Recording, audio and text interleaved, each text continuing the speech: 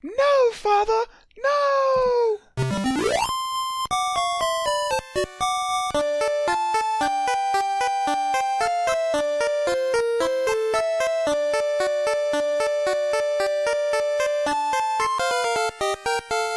This is the Imperial Scrolls of Honor podcast. I am Josh Folan. And I am Jay Baxtron. And I am Jeff Burns. And we are going to be bullshitting about the formative years of console gaming as we revisit the periodicals that covered it again. We are embarking on, dear adventurer, another RPG side quest series with this pod, where we incrementally fiddle with an old school RPG, start to finish, with the assistance of old game literature. We have our questing sight set on the evil Hargon, who we have recently learned is terrorizing the lands of Moonbrook, Maidenhall, and Cannock in the lands of Enix's 1990 release of Dragon Warrior 2 on the Nintendo Entertainment System. The accompanying literature for us on this undertaking is simply the official pack-in instruction manual for the game, a mundane 52-page ditty that is one of the reasons I wanted to do Phantasy Star 2, and the dope-ass strategy guide we have for it, but the link to a PDF of that will be in the show notes for the duration of the quest. Emulation disclosure, so you know the tools with which we are undertaking our quest to defeat Hargon, as well, guys, as the previous experience each of us have had with this game, so everyone knows how we're coming into it experience-wise. Jay, please lead us off on that little bullet point list. Yeah, so I am playing through my PC, emulating with NES-topia with the standard USB controller, standard NES controller rather, piped in through the USB.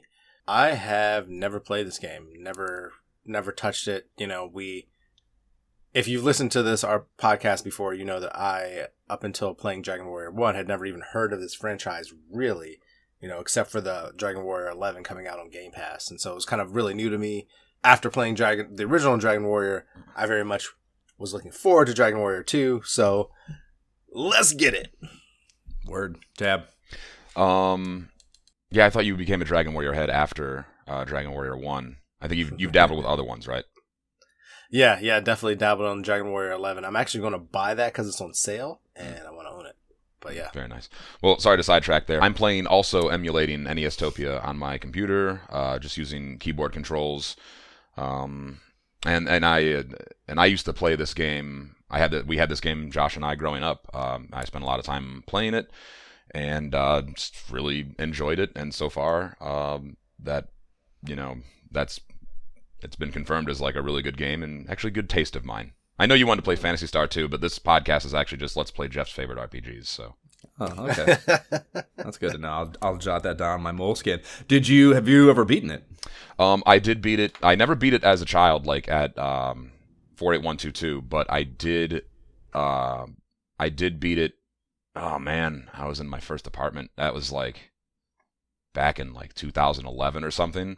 But I guess we're doing it too, but I used the internet pretty heavily because this game is not easy. True fact. Like, it is like there are parts in this game where it's like, if I didn't look this up or somebody didn't tell me, I don't know that I would ever get it done. Yeah, get ready for that. Yeah, Jay. Yeah, Jay. Remember, like I said, I wanted to play Phantasy Star 2. Remember that. Yeah, many moons from now, when you want to fucking jump off the roof playing this game, remember that I tried to save you. Remember who your friend was. Remember who your ally was. Command. Oh, man. Okay, well, as for how I'm playing, I am unwilling to spring for the card of this. Market prices on just a Lucy of it right now are $60 plus. So I am relegated to the peasantry of emulation as well. I decided to play it on my handheld emulator, the new one I got, because it'll be nice to be able to quest line down for once instead of tied to my fucking either laptop or OG NES, so that's a little bit new that I'm not punishing myself with OG hardware on this, but I am implementing some OG adherences in my play. There'll be no save stating to circumvent the need to get back to the castle to record my deeds on the Imperial Scrolls of Honor after a quest, and I will only use them for time-saving instances where death is not a threat, grinding, shit like that, so... Just so that is stated. And as for my experience, yes, I'm surprised you didn't cite the specifics, Jab. You got this game for Easter. I want to say it was 1991. Really? Yeah. You got it in your Easter basket. It's the same year I got Tecmo's Super Bowl in my Easter basket. And I, like that, I don't know, man. It's weird. It's like that is a... Wow. I remember the joint dichotomy between us of wanting to be able to play both games. And I was probably a prick about letting you play Tecmo Super Bowl, but I know you wanted to, and I'm sure you watched either way. But I know we both like finding time to devote attention to both of them. I remember even the day of. I remember the fucking box sitting in my Easter basket as the game is in my Nintendo, and with both cases. So we got those at the same time, and I remember playing the shit out of it for sure, but definitely never beating it as a kid. And I can't recall how far I would have gotten back then. I want to say spoilers, and we could probably dial right, it down pretty quickly. We probably shouldn't even bother. No, and I'm not going to do it. Yeah, right. But yeah, so didn't beat it as a kid. I tried like maybe a half decade ago. I remember talking to you a bunch about it. I remember trying to emulate it, not long before I left New York, actually, to move out here, and tried it again. And I got further that time, I think, but I still didn't beat it. And I ended up losing. I think I switched. I don't know what it was, switched laptop, whatever it might have been. But I didn't have this. I still don't have. I don't have the save, so I have never picked it back up because I lost that. So. Yeah, I still haven't beat it. So there will be a part of this. I mean, even I think I said, even with that play a half decade ago, I think I said in our thread that there's things even early on here that I had forgotten about. Yeah, so I've already forgotten stuff, yeah. Yeah, there's no question that there will be a point in this play where I just drop off the face of the earth as far as my familiarity goes, and I'll be playing it anew. And I certainly look forward to that, but... Yeah, there's definitely, I remember there's like a point up into which I'm pretty consistent remembering how this game, essentially how the story goes, to a certain point, and then my understanding kind of falls off, but there's still half of the game. Right, yeah. Yeah, I want to say it's a crest. There's one crest that I didn't get on that play, a few years back, and I remember just searching fucking tirelessly for it, couldn't find it, and that was... Wherever that is in the quest is where, I think I got that time. But yeah, it reminds me a little bit of a really good RPG, Super Mario RPG, which I'll make you guys play one day. But dude, same thing. I got that game. Are you kidding me? Okay, good. I'm glad you know of it. It's fucking fantastic. But yes. There's a certain point I would get to as a child, and I don't know if I ever beat it. I probably didn't, because I probably thought it was the last boss. Mm-hmm. And then 4 or 5 years ago, I was playing it, and I got past that part, and I was like, "Oh, there's a whole ass game after this." I didn't beat that game. Not surprised. So, yeah. Oh, for real quick, just for posterity's sake, since you were doing a history thing, do you happen to remember what Easter that was for? This game came out we'll cover this, right? But this game came out in 1990 in North America. Yeah, it was 91. That's what I mean. I said it was 90. Yeah, I said okay. Easter 91, yeah, which would have been, I would have been... I forgot that until you said that, and now it's so clear to me. Yeah, I would have been in 4th grade. It's basically right, this is probably why it's so entrenched. It's right after I would have moved back. Yeah. After my mom died, so... Yeah. Coming back to Oberlin, I remember this. That is a very clear phase of my life, for sure. You were living with her where? Sorry, I've been turning this in a fucking... Grafton. Okay. Yeah, it was really? Grafton. Yeah, okay. the tail end of my 3rd grade year. I started in Oberlin, and then my tail end of my 3rd grade year, I moved to Grafton. Or no, maybe that's a lie. Yeah, no, sorry. I started 4th grade in Grafton, and then moved back in January. Oh man, so you were a Midview Midi. No, it was Grafton. It was not Grafton. Well, maybe I guess maybe. Yeah, I was in 4th grade. Fighting middies. Yeah, it would have been. We didn't have sports teams, so I think they got them later, and they were not good. Yeah, I think that's only the middle school is called that. Because I'm very distinctly remember it was Grafton Elementary or whatever the fuck it was called. Yeah, we wasn't Midview proper yet. Right. Anyways. Anyhow, yeah, that's enough local Lorain County history there. Yeah. We should work in some Ohio geography lessons into the side quest too. I always do.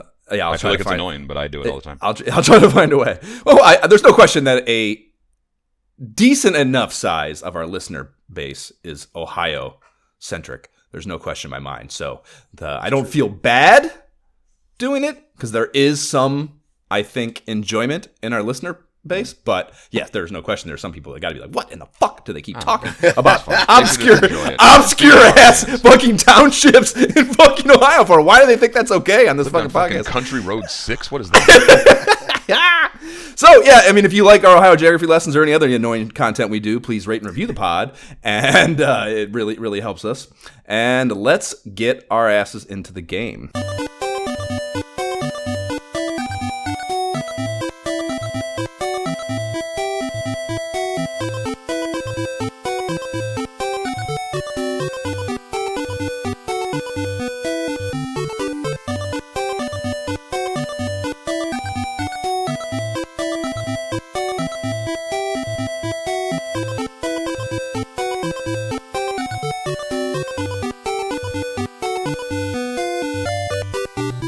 That is the town theme that we bring us into the second segment of this series, and we are talking about the instruction manual here, our literature of antiquity for this particular side quest.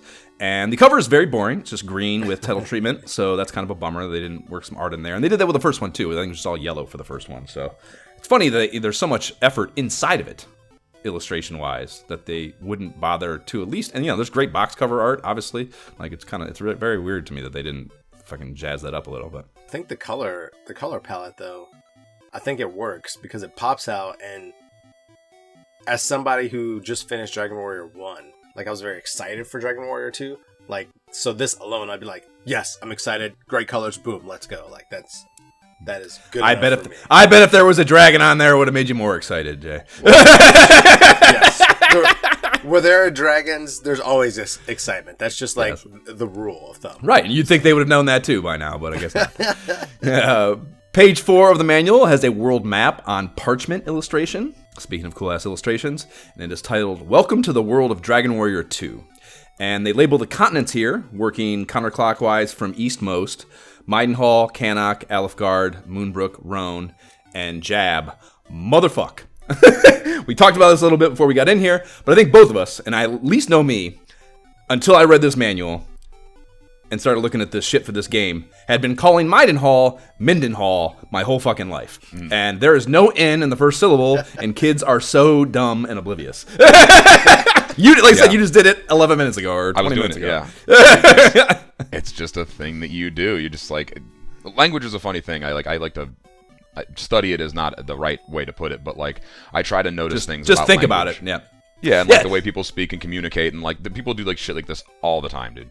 Yeah, the Stuff You Should Know podcast I listened to just did one on like common sayings and how in like the usage and interpretation of them has been distorted, and they either are not being used contextually the right way, or people or language has changed. The English language has changed.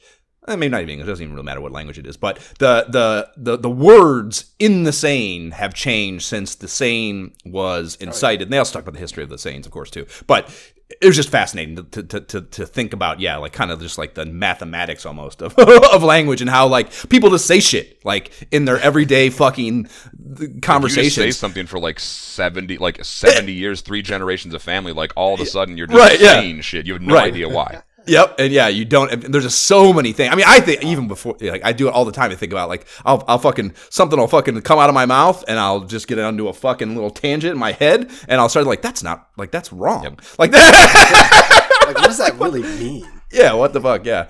So that shit's why would one even say that? I mean, like a huge and we've done this before, almost like like data style in a way, but the Mikeisms. This is like figuring out the things that would come out of his mouth. They're just like jumbles of words, but like back that his fucking dad said, and also didn't have the proper probably fuel for which to be saying them. And it just perpetuates itself. It's fucking incredible. Yeah, it's fucking incredible. It's such an interesting thing. We should do a language podcast. It's funny to me because I obviously didn't play this as a kid, but I even was saying Mindenhall. So I have to say, like, I think it's just like there should be an N there. Thing we've heard, right? I think there. I don't know about that. I think there just should be an N there, maybe. Like like I have to say Maidenhall to like think of it the right way. Otherwise, I just naturally put an extra in there. Yeah. Anyhow, the illustration of the map is really cool. Mm-hmm. Page 5 to 6 is the story of Dragon Warrior, and this goes as such. Though the time of his deeds has long faded, still the name of Erdrick commands respect among the greatest of warriors. Stories of his lineage are legendary throughout the land and have been retold through the ages in the most remote villages and townships. Maybe even ones in Ohio. Long ago, a young man who was a descendant of Erdrick saved the kingdom of Alefgard by defeating the dreaded Dragon Lord. The young man came to this land accompanied by Princess Gwaelin. Together, they built Torland, and that's another instance, just like we talked about for Final Fantasy Jab, where Torland, I'd never heard that in my life. Like that, I didn't even know. It just didn't have a name. Wouldn't have occurred to me. Right. This legend has been handed down generation to generation from the ancient time. Princess Gwaelin brought forth 3 children. To the eldest prince was given the land of Maidenhall. To the youngest prince, the land of Cannock became his birthright. The youngest princess was given the land of Moonbrook. The descendants of Erdrick were fair and just rulers, as we their children, and the people of these kingdoms lived in peace for 100 years. One day, however, this peace suddenly came to an end. Hargon the sorcerer attacked Moonbrook Castle and attempted to rule the world by calling the ill-omened gods from the dark. Although terrible losses were suffered, one soldier escaped the sacking of Moonbrook Castle. Though seriously wounded, he made his way to Maidenhall Castle to warn the king. The king was old and could not go forth to do battle against Hargon, so he turned to his heir to accept the task. Yes, you are the heir to the king and a true descendant of Erdrick the Great. Before you lies a world of mystery and imagination. You will encounter enemies and riddles which will test your strength and knowledge. Your journey has just begun. So page 9 explains how to go about having your deeds recorded on the Imperial Scrolls of Honor. Dun, dun, dun, dun, dun, dun, dun. Page 15 has a box at the end of the walkabout mode command breakdown that explains the differences between available commands in the first Dragon Warrior and this installment. And golf clap for these. Stairs is removed. All you have to do is walk on them now, which is like baby's first complaint about the first game for modern players that can't comprehend it was developed in a different time and place. Like, whenever I see criticisms of the original Dragon Warrior and motherfuckers bitch about that, I want to just reach through my phone and slap the shit out of them. Like, sorry. Yeah, fuck off. And yeah, I mean, sorry it's not fucking Skyrim and my bad. Right. So the command door is also gone. You just use the key, the right key from the item menu to open those. And take is also gone. You use search to open chests. And they specify here that you no longer need torches to see in caves. So yeah, that was a whole mechanic in the first one where you had to either early game use torches that you bought or found, I guess. And then there was spells to radiant, to illuminate caves later on. And I'm not sure how I feel about this change so far. Yeah, I mean, it's like I understand why it makes it more playable and more accessible, but it did introduce a mechanic that made being in caves a little spoopier. I think the idea is just that it's basically like in the adventure starter pack. Like you have torches or not, we don't need to talk about it. Like, you have them. You know what I mean? I think that is how they did do. You're right, because it should just be kind of implicit that, like, if you're doing this kind of shit, then you have the means to illuminate. Right. But what they did, I mean, he's also got a canteen, but we don't have to fucking do that. We don't have to talk about that, yeah. right? Unless you're playing hardcore mode, which some people are into. Not a canteen. It would have been a skin. What are those called? A skin, yeah. Not moleskin. Water skin. That's what it's called. Water skin, yeah. But they did, like, to get around it. It occurred to me after thinking about it for a few minutes in this playthrough. They got around that in that the dungeons aren't as visible as they were in 1. So there's like blacked off areas that once you go into, then they open. So you can't see the whole thing, which is effectively just like having torchlight. Right. Agreed. Did you well, you read the manual, so you would have seen these changes, but do you feel a difference, an accessibility difference in the two games? I don't really, but I think that's partly because we played Final Fantasy also, and so in between. Yeah, you know what I mean? So it kind of feels like we kind of upgraded anyway, and it feels kind of on par with that. So overall, it feels like playing the first one, but smooth and kind of I know what I'm doing now, and so those changes feel kind of baked in, which is I guess a good thing. Yeah. Word. Page 20 to 22 goes through the character attributes. The only attribute application that isn't obvious for an old school RPG vet is agility affects the order of attack against enemies. And, that's important because there's a major mechanic change in the fact that you can now battle more than one enemy at a time. And more than one group. Right, That's correct. crazy. Yeah, and it's different. Yeah, and there's so much. I mean, it's obvious, maybe it goes without saying, but there's so much more strategy. It's just like Final Fantasy. We talked about this extensively with Final Fantasy, how, you can attack. It doesn't have that where you can attack a group. Well, it does have that. You can attack a group. Yeah, same thing, just like Final Fantasy. Sorry. Where you can attack a group with a character, and by the time that character goes, that group either has ran or been killed or whatever, and now the character's essentially has a burnt turn, and that is a layer of strategy and calculation that is a huge jump from the first game, where you can, Hold the A button. Legitimately just fucking put an automatic grinding machine on your top of your NES Advantage and walk away, basically. I definitely had the moment where I was like, oh, I can't just do that. Like, I should have had this person attack the other one. Like, I knew they were going to die. I was like, okay, I got to think about it. I like that. Let's go. No doubt. Yeah, and just like Final Fantasy, you have to eventually you'll piece together okay, big rats have about 9 hit points. Yeah, you start calculating that HP a whole lot more. Yeah. Yeah, so it gets hit for 7. It's like, okay, we're definitely not throwing the powerful melee character at that one anymore. Yep. Yeah, much like Final Fantasy. Yeah, this is kind of like a bridge between it's a very Final Fantasy feeling Dungeons and Dragons. I got it on the mind, Josh. I'm working on it. That's good. I'm working on it. I actually got one perfect 100% commitment, and I got another hot lead. So okay, for players, hot. I haven't ordered my Ranger miniature to paint yet, but end of January-ish, maybe you'll start to hear some things about it. Okay, okay, good. That'll correspond right over with the Bills winning the Super Bowl. That'll be great. They do also mention crests here. We have the sun, the star, the moon, water, and life. Each time you discover a crest, its symbol will be displayed. Listen carefully to the people who you meet. They will tell you where you can look to find the crests. So that's a huge part of this game that we will no doubt discuss extensively.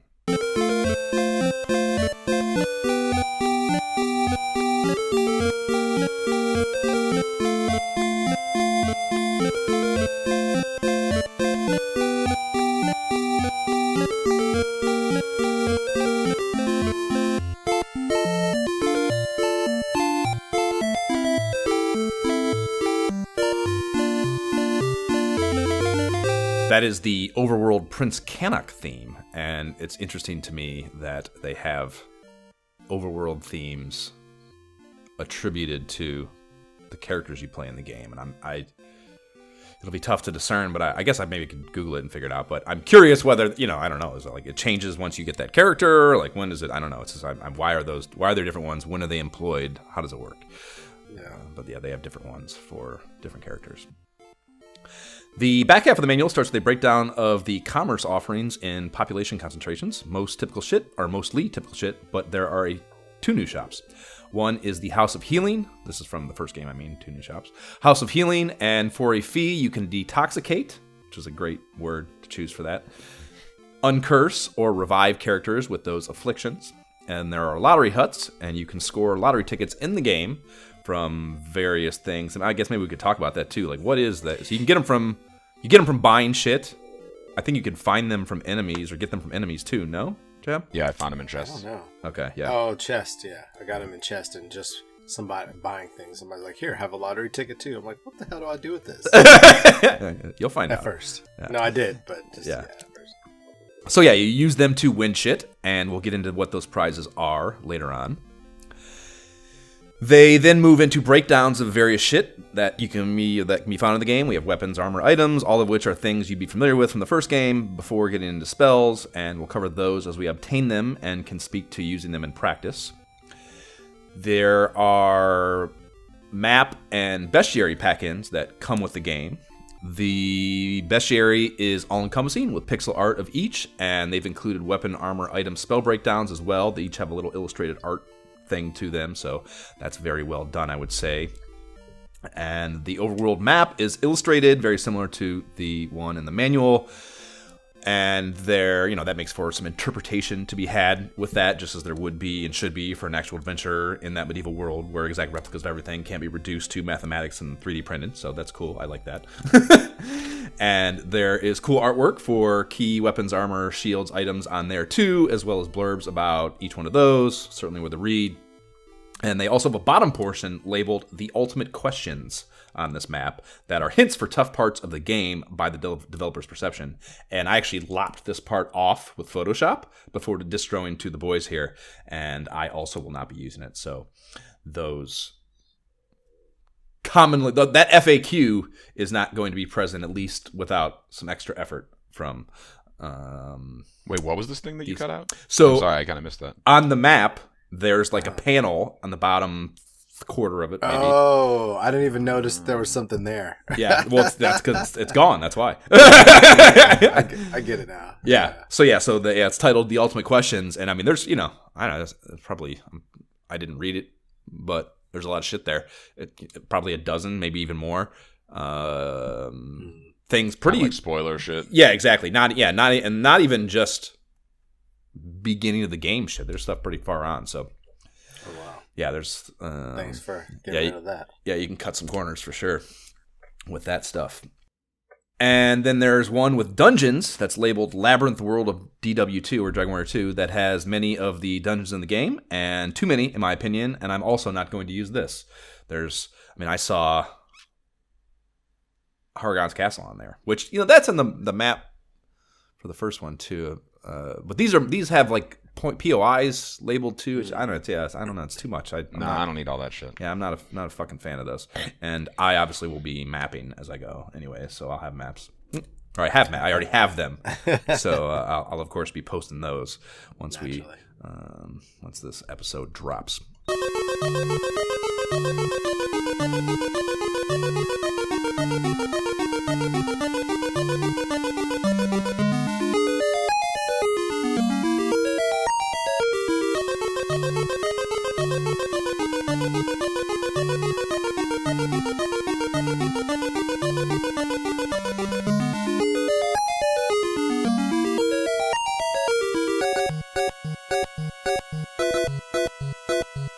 That is the cave theme that'll bring us into the first adventuring segment of each episode. And first, I kind of wanted to talk about, basically just Jay's expectations of. This is the first time we're revisiting a story world with one of these. So it's a different thing than just being dropped into Dragon Warrior 1 Ultima in particular or Final Fantasy, where you're just like, okay, here's a whole new story world. Right. And it almost, there's an expected baby handsing of that start because it's a whole new thing. This, even though this is a long time ago, there's still, I feel like there's some level of like, you've been here, welcome back. There's things we already know you know. Now, let's push forward in our story here. And I'm just curious kind of how, I know it's early and not all of that is going to have shown itself perhaps. But yeah, just kind of what maybe your expectations going into it, how those might have been realized a little bit, yes or no, here in the very beginning, and what they might be going forward. Yeah, man, I'm really just excited to see what's here. After finishing the first one, it was really kind of the original introduction to the grind, even though we grind like we've talked about before in modern day games, but like from a looking back perspective, like, okay, the grind is here. And honestly, I was really excited to see where we're going to go. And even with that starting screen, because I was excited to play this again. And with the starting screen there, like two people were walking behind you. So it's like, are we doing the companion system here? Like, And so I was just really excited to see how that's going to get implemented and how that's going to work. And is it going to be smooth? Is it going to be weird? Like Ultima, clearly Ultima's, I have much lower standards for a game like that, much higher standards for a game like this. And so far, yeah, things are realized, I would say. I mean, it's as good as I remember. Like I said, like the controls and the UI is really smooth. Like I've gotten used to where to check for status and kind of how to move around and do things, and even the battles, which in my mind I was still thinking of a turn-based Final Fantasy. Let me select a person and move them, select a different person. I kind of like that things are group-based, so that when I do a stop spell with my Magicka Prince, it does it for all the people that it's targeting in that group, and I think that's fantastic. And yeah, I'm just very much a fan of this so far. Very much so. Hot.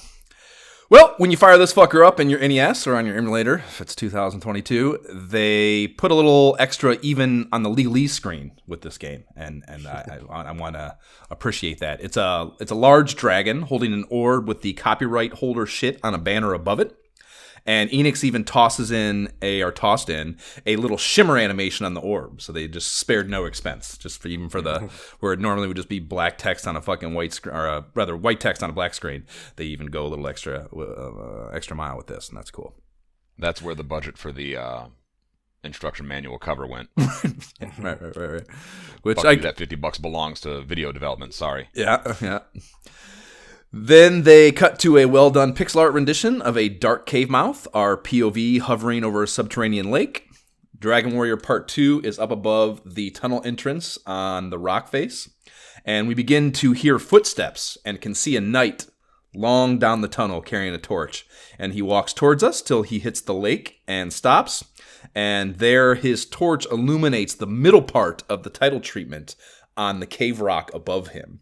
And then two more adventurers then appear in the distance down that tunnel to his right and left. And they also walk towards us till landing at his sides, and their torches then fully light the cave and then also the title treatment. And the title theme rips in.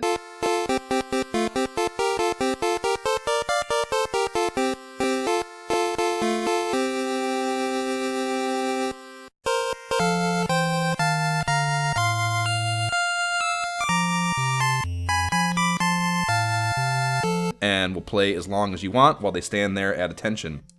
And yeah, that is just, I don't know, like that's the idea that their torches, each illuminate, it's just next level NES title screen, fucking world building and attention to detail, it's really well done. Yeah. So isn't your grandpa's Dragon Warrior? Right. Yeah, the fucking, advancements have been made since, I think 87 is the copyright on that first Dragon Warrior. So, big moves in the last 3 years. Another fun ditty then plays as you navigate some simple menu shit to name your character and pick message speed to get the game started. And what are your characters' names? So, you would expect mine to be named Gentleman. Yes. However, I don't remember what happened, but I'm sure it involved one of my children climbing on top of me or something. But my character's name is Gentleman. That's great. Gentleman. That's great. I applaud you for leaving it. That's good. Yeah, I thought about restarting. I was just like, I'm Gentleman. The short is still gent, like it would be otherwise. So whatever. It is what it is. I'm actually surprised that you were able to get. It's particularly heartbreaking because you were actually able to fit Gentleman and all the way in there. Right. And it just, tragedy. I'm just Jab. I wouldn't know how long the character thing. I don't know how many characters you can get. It's just JAB. All caps, if that matters. Hot. For all the Jab heads out there. They exist. Get your fix. Yeah. I went with Todd, as is customary. Naturally. And so from there, a prologue starts. And as opposed to either me just droning on about it or with the text, maybe as we normally might do for something like this, I think it's so fucking there's so much that goes into it from the development standpoint of playing this thing out that I thought we would do a almost a table play reading teleplay of the thing that I kind of adapted from the actual sequence in the game. So each of us have parts here, and we will read this as it plays out on screen, and hopefully it will paint such a visceral picture that will be almost like watching it on your television being piped from your NES. So It's like I was there. right. So the cast will be the King of Moonbrook and King of Maidenhall. That will be played by Gentleman JB over here. All guard roles and the Princess of Moonbrook will be played by Jab. And then demons and stage direction will be read by me. So, we begin with the prologue to the prologue. Many years ago, a young warrior who was the line of the great Erdrick came to Alefgard and defeated the dreaded Dragon Lord, restoring peace to the land. For many generations, the descendants of that warrior ruled Alefgard and the surrounding lands, including the Kingdom of Moonbrook across the eastern sea from Alefgard. Internal Moonbrook Castle Courtyard, day. There one day, the King of Moonbrook and his daughter, Princess of Moonbrook, were talking when the long years of peace ended suddenly. What in the world is happening? A guard rushes up to the king, gasping for breath. Majesty, the castle is besieged by the forces of Hargon the Wizard. Hargon is here? Alas, sire, it is so. Then we must ride forth and do battle, for these castle walls shall not stand long against the evil magic of Hargon. A demon then appears from nowhere, just behind the guard. The demon slays the guard from behind with a single lancing from his trident, then encroaches on the king and princess. The king rushes forth. Hargon shall not rule unopposed. The king and demon exchange blows. The king prevails. As the demon falls, the king grabs the princess by the hand, and they rush to the top of a nearby stairwell to perceived safety. Unexpected to the princess, the king stops. Thy life is in danger, my daughter. Hide thyself now, and whatever happens to me, thou must be strong. But father! Hurry! I must go warn my cousin, the King of Maidenhall. He rushes off, leaving her at the stairwell. Moments later, another demon appears between them, nearest to the princess. Father, they are here! The king turns to see the heathen closing on the princess. Oh, such a brave beauty! The king rushes back. Touch her, and thou shalt not survive this day. So, thou must be the lord of this miserable sandcastle. But I think not for long. The demon charges the king. A battle ensues, but the king again perseveres. As that demon perishes, two more appear at his flanks and swarm him. The king fights valiantly, but they are too much, and the great monarch falls. No, father, no! The princess runs towards him, drops to his side as the demons loom over them. Cut to. Internal, all around the castle, day. Demons begin to appear everywhere on the grounds, descending on the numerous noble guards from all directions. Cut to. Internal castle gate, day. One guard fights his way towards the exit as the stationed guards battle another demon. He buries his sword in the back of the distracted demon and rushes past its writhing husk. I must reach the King of Maidenhall and tell him of our defeat. Cut to. External Moonbrook Castle, day. The guard escapes to the fields outside the castle. Turns to take one last look as flames begin to engulf it from within before scampering off on his mission. Fade to. External Maidenhall Castle, day. Exhausted and weary, the guard arrives at the castle gate before collapsing to the ground. The castle gate guards rush up with alarm. Thy wound looks serious. What has happened to thee? It's labored, but the Moonbrook guard musters, explaining his intent. Never mind me. I must see the king. I have evil tidings that cannot wait. With much haste, they help him to his feet and lead him into the castle. Cut to. Internal throne room, day. The King of Maidenhall sits atop his throne. His prince sits at his side. A scribe and a sergeant come alive defensively as the guards enter with the bearer of terror. He does not wait for formalities. Hear me, O king. The army of Hargon the sorcerer has sacked Moonbrook Castle from whence I came. The evil of his magic is great, and I fear that he will soon rule all the world, unless a monarch as great as thyself stands against him. The king lets this news wash over him a moment before turning to the prince. Todd, my heir, thou hast heard the tale of this man. I am old, and this task must fall to younger hands. Thy destiny lies on that difficult road, just as it did for Erdrick the Great. For thou art of the line of Erdrick, and his doom is thine. Come with me now, if thou art ready. The king heads out the door. Without a word, the prince follows. Cut to Internal Royal Hall, day. The king waits as the prince emerges from the throne room. Open the treasure chest and prepare for thy journey. Now listen closely, Todd. Seek out worthy companions along the road. In Cannock and Moonbrook there are those who are also of Erdrick's line. They will surely help thee to defeat Hargon's dark plot. Go now, my heir. Our fate is now in thy hands. Fade out, and thy journey begins. That actually went really much better than the practice. Rehearsal goes a long way. Rehearsal goes a long way. I thought my characters were really good, actually. Yeah. I think it was all great. I see little doubt that we'll all be getting a Peabody or some sort of recognition.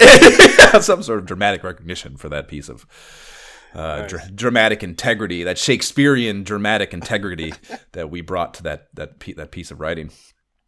The beginning of that is a Star Wars text crawl kind of deal on a black screen to set things up before we fade into the castle, and that plays out before us. So we come out of that, and as far as you do a little bit of talking before you get into the game here. In the throne room, there's the guard and the scribe, as I mentioned, and the guard says, "By land and sea and air will thy path lead, and in places I cannot see." And then the scribe says, "It is difficult to see thee go, Todd." And in that chest that the king mentioned, you get a copper sword and 50 gold, and you already have the leather armor. So, first question, Jay, even though they tell you, did you equip that shit right away? Immediately and without It question. didn't sound And then like I you did. double checked, and I was like, "Let me go check and make sure it's all equipped." Yes, Yeah. good. Yeah, that's one little accessibility thing that can. Did they say it in the game or is it in the They manual? did. Yeah. they did No, they tell say you. it in the game. It's like, And be when you sure step- to equip this. When you step outside of the throne room, one of the guards you talk to was like, "Hey, you need to equip your shit," and I was like, "I actually forgot." That's dope of you to remind me. Thank you. I was gonna go out there and start punching slimes. That's great. That's great. You probably still win.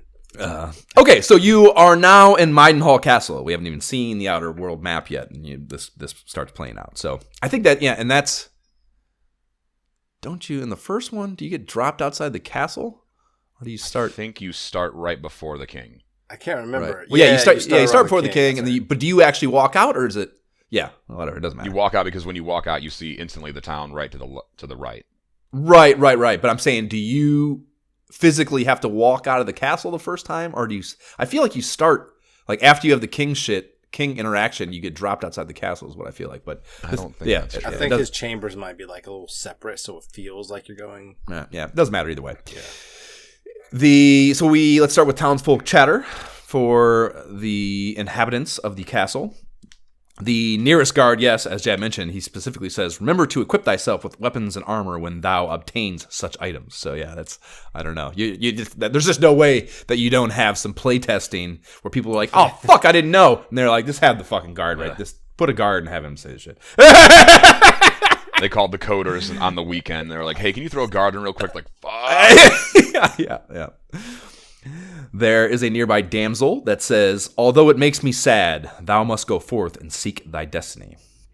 Also a dude here, he says, "If thy path leads west of this castle, thou shalt reach the town of Leftwyn." So they start setting up the overworld map for you and giving you some POIs to think about. And then there's a cat in the southwest corner. In Cannock, there's a young prince, and Moonbrook has a princess. And had isn't a good word to hear there. Yeah, that's a good point. The old man by the whirlpool says, one who sets foot upon the travel door is transported to a distant place.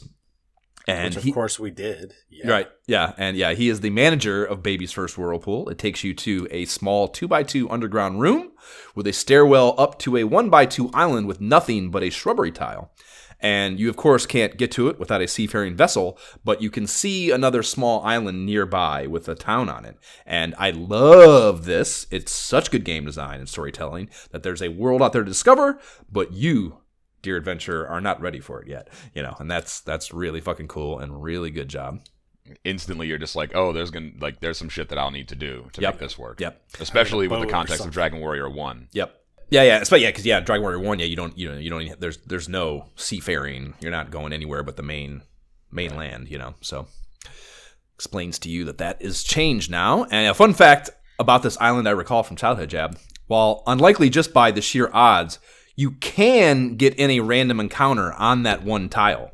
Yeah, I was wondering about that when I saw this. Yes, and this ain't part of the overworld map. You want that kind of late game smoke when you're alone and rocking tiddlywinks for equipment. So yeah, you can. Yeah, I'm not sure what's there, but with the understanding that you're not even anywhere near the idea of being able to approach this town. That means that you can't approach the enemies there either. Yeah, I smell baboons, Jeb.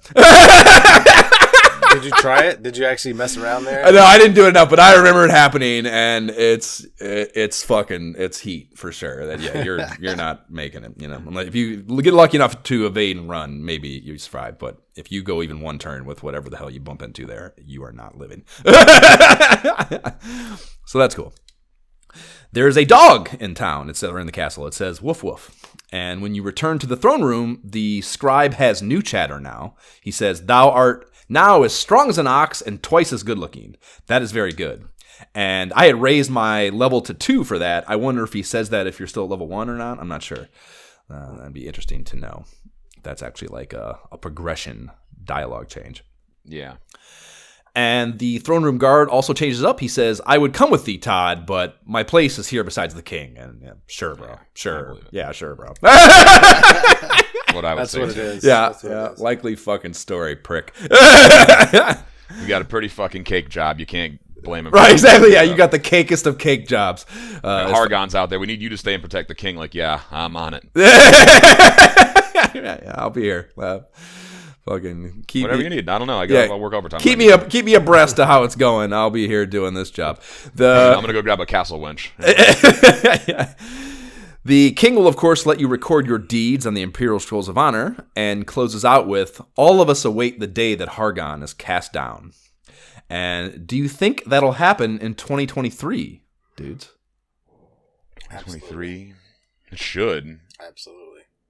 Yeah, it'll happen. Maybe 2022. Exactly a year. I think We'll get excited about it and kind of grind a little bit. It took us almost a year with Final Fantasy, I think. I'm just saying, I'm surprisingly, I don't know what level you have to beat the game, but I've ventured far more than I expected.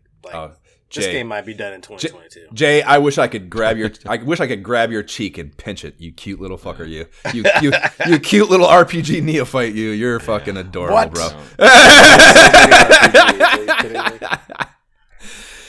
As far as available commerce in the castle goes, there is a House of Healing hut in the northwest corner, though I don't think it's functional. Homie is just an informational kiosk for other franchisees. And there is an inn and a tool shop by the exit. The inn is 4 gold, and there's just medical and antidote herbs at the shop, 15 and 8 gold respectively. I scored one of each right away, so I had a safety valve out in the wild, and I got my first lottery ticket complimentary as a result. So right away they were trying to fucking get me to go down the dark, dark road of a gambling addiction here. Were they successful? Well, we'll talk about it later. There's a room on the east side with a couple locked doors of different looking varieties. One gate keeps a stairwell in the northeast corner, and the other stands between you and a treasury patrolled by a guard.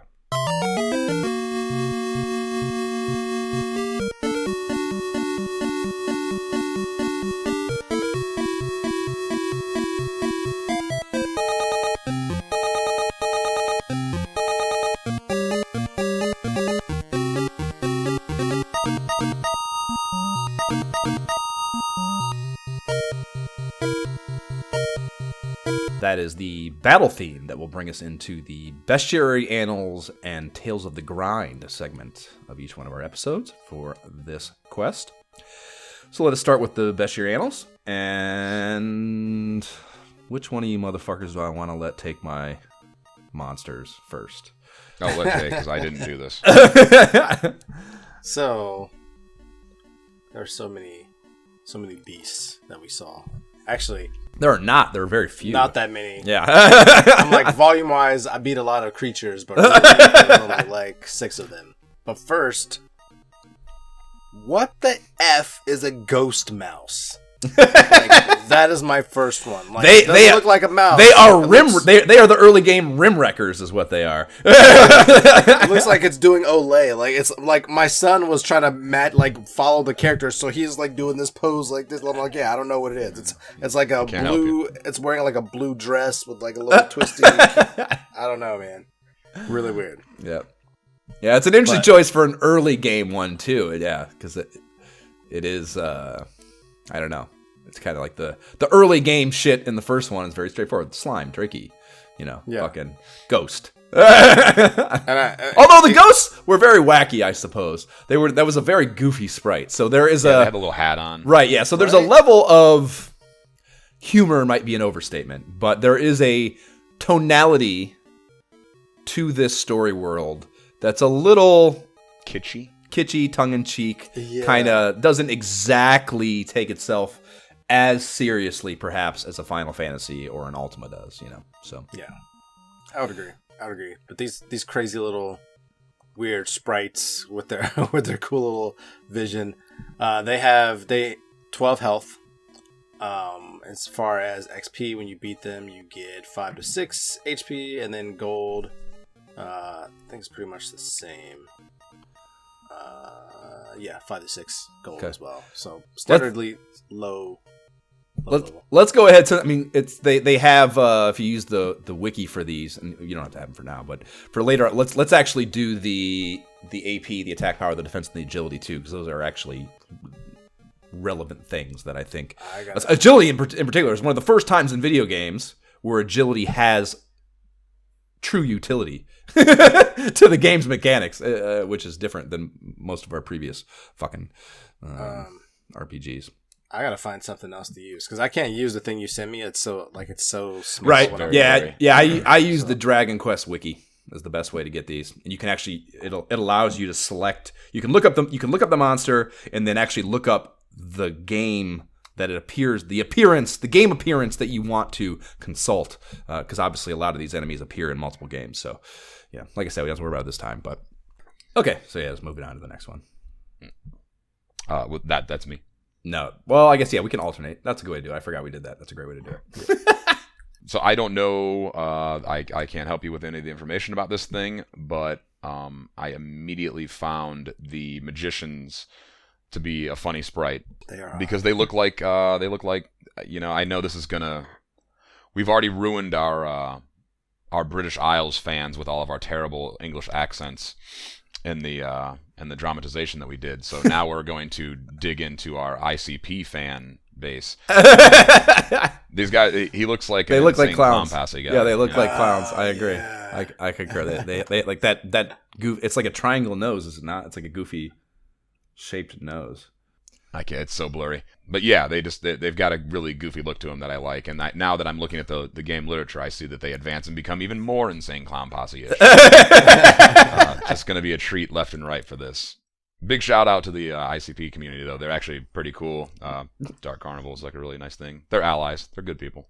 What are they called? They have a name. What are they called? The Dark Carnival? No, the fan base has a name for themselves. It's the Juggalos. The Juggalos. That's it. Yeah. Good. How did I forget that? Yeah. Right? Good fucking pull, Jay. God damn, that was good. I grew up in Ohio. I had one of my best friends growing up. Like, he dragged me to one of those concerts. Oh my God! Really? Wow. Yeah. I would pay so much money to see you as a teenager in Insane Clown. No, I wasn't dressed like. I did not assume. I did not assume as such. It's still a funny thought, either way. If you would have just told me that you were, I would have lost my mind. I figured that you were not, but anyways, that concludes the Dragon Warrior podcast. We're just going to talk about this experience now. I just want to hear more about that. Oh man, Yeah. that was pretty nuts, man. Yeah. Pretty nuts. That was probably a pretty wild experience. How old were you? Nah, I think we were like 18 or 19. I think we Holy I can't shit. remember Yeah, if holy we shit, had yeah. graduated yet, and if we were like freshmen in college. But it was definitely, if not, we were like seniors. But it was around that time frame. Oh man, yeah. I guess. Well, I don't know. I don't. It is too like risque to be a child. I mean, but I'm sure. Oh yeah, I mean, you definitely couldn't. Teenagers still probably go though. You never fucking know. Yeah, but like I said, I mean, we were like 18 for sure, 18ish for sure. Yeah. I mean, they're like all family. Like I watched a documentary on the Dark Carnival, and they like, which happens in Columbus. And Well, I grew it's up in Vermilion, probably which was, changed a huge lot in too, though, ICP. because I would, and this is all conjecture. I know nothing about this, I but know more than I want to. in my perception, that's something that, because that's a group that has grown over the last 20 years. What they are now as a fan base is probably very different because they are simply older and more mature as a group, as human beings, than they would have been 20 years ago. They would have been 18, 19, 20, maybe even younger, 20-year-old, early 20s kids, which just naturally have a lot more testosterone and stupidity in them than 40-year-olds do. So it's probably a very different experience going to one now, and it is probably a lot more fucking communal and accepting and just warm because, they're older people. My Either way, understanding is I'm not that- taking my kid to a place where chicks are going to be like climbing on people's shoulders, taking their tops off. Like it's still that. Oh man, my uncle took me to Ozfest. I think I might not even have been 19 yet. I was 18, and we went to Ozfest together. And yeah, that is probably because Ozfest. Again, I don't know what it is now, if it even exists now. It's a huge thing, multi-stage kind of deal, and it's out of Blossom. More Ohio geography for you. Fucking Blossom. Blossom Music Hall, whatever the fuck they call it. The Blossom Music Center, I think. Music Center, yeah. And yeah, I mean, it's, it's like they had modern, newer bands too. It's not like all older or whatever. It's like a pretty varied music festival. But, again, like my perception of ICP, I don't know, just more, Ozfest is probably more mainstream. I would think ICP is a little more niche and a little more goofy of an environment. But probably similar in tone as far as whether or not you'd want a child there. I'm sure. Anyhow, okay. Well, my first one is not a Juggalo. It is I'm going to go with Slime. Just to put some respect on the Slime's name.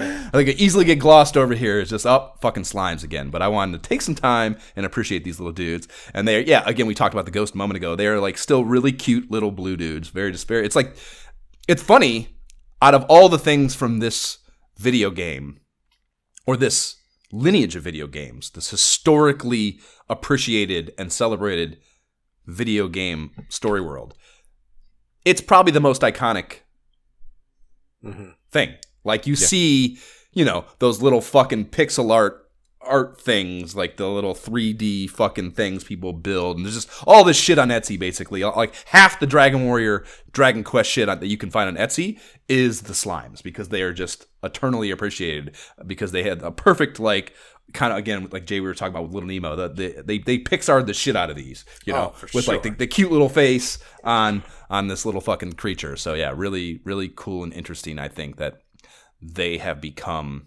such an iconic part of the story world when they could have, they on the surface should be just the most mundane part of it. For sure. I mean, we played Dragon Warrior 1 and we finished that, like, if you recall, right around the time that Dragon Warrior 11 hit Game Pass. And so, like, I turn on my Xbox and I just see like a big smiling slime, like try, you know what I mean? It just draws you in. Is that the key art? Yeah, it's not surprising to me. Yeah, it's not surprising. Or the title screen or something. Yeah, that's not surprising at all. Yeah, the Slime is to Dragon Warrior basically what the Black Mage is to Final Fantasy 1, I would say. Like, that iconic. Not dissimilar, yeah. I agree. And furthermore, to put a little more respect on their name, without Slimes, Hargon never falls. What would you train on? Are you? I don't know if you go step to some ghost mice, you're gonna get smoked. Slugs. You'd have to fight the slugs. You might get smoked. The slugs. You might get smoked. Yeah. They are very low on the food chain for sure. By the numbers, they have 6 HP. Their attack power is 8. Defense is 5, agility 3, XP 1, gold 2. And they have no useful resistances or special abilities because, yes, they are the lowest of the low on the Torland food chain. Jay, what's your next? The centipede. Oh, yeah, that's fucking... I freaking hate seeing those things. That's probably the roughest thing that's part of this segment. Or this first time in the game where you're like, oh, fuck. Yeah. Yep. Like, if there are these in group, like, I'm going after that one first because it's going to be it's going to take a little bit, you know. They have 20 health power. You get 11 XP when you defeat them, and a whopping 30 gold, which is pretty nice, and I think appropriate for the challenge. I concur. The next one I'm going with was a favorite of mine when I was a kid, because looking back, I remember getting caught up in, like, I would just like, if you encounter one of these too early, I don't know that you're in danger, but you're gonna be busy for a while, and that's the healer. Oh yeah, that's a bit that type of support character. That's a really good one to talk about, actually, Chad, because that is a support character, and you can count on them standalone, and then they're pretty benign. But yes, as a support character, one, that's not possible with single enemies, of course. Every enemy in the first one had to have an offensive function, or it was purposeless because it could support itself, but it had to be offensive. Right.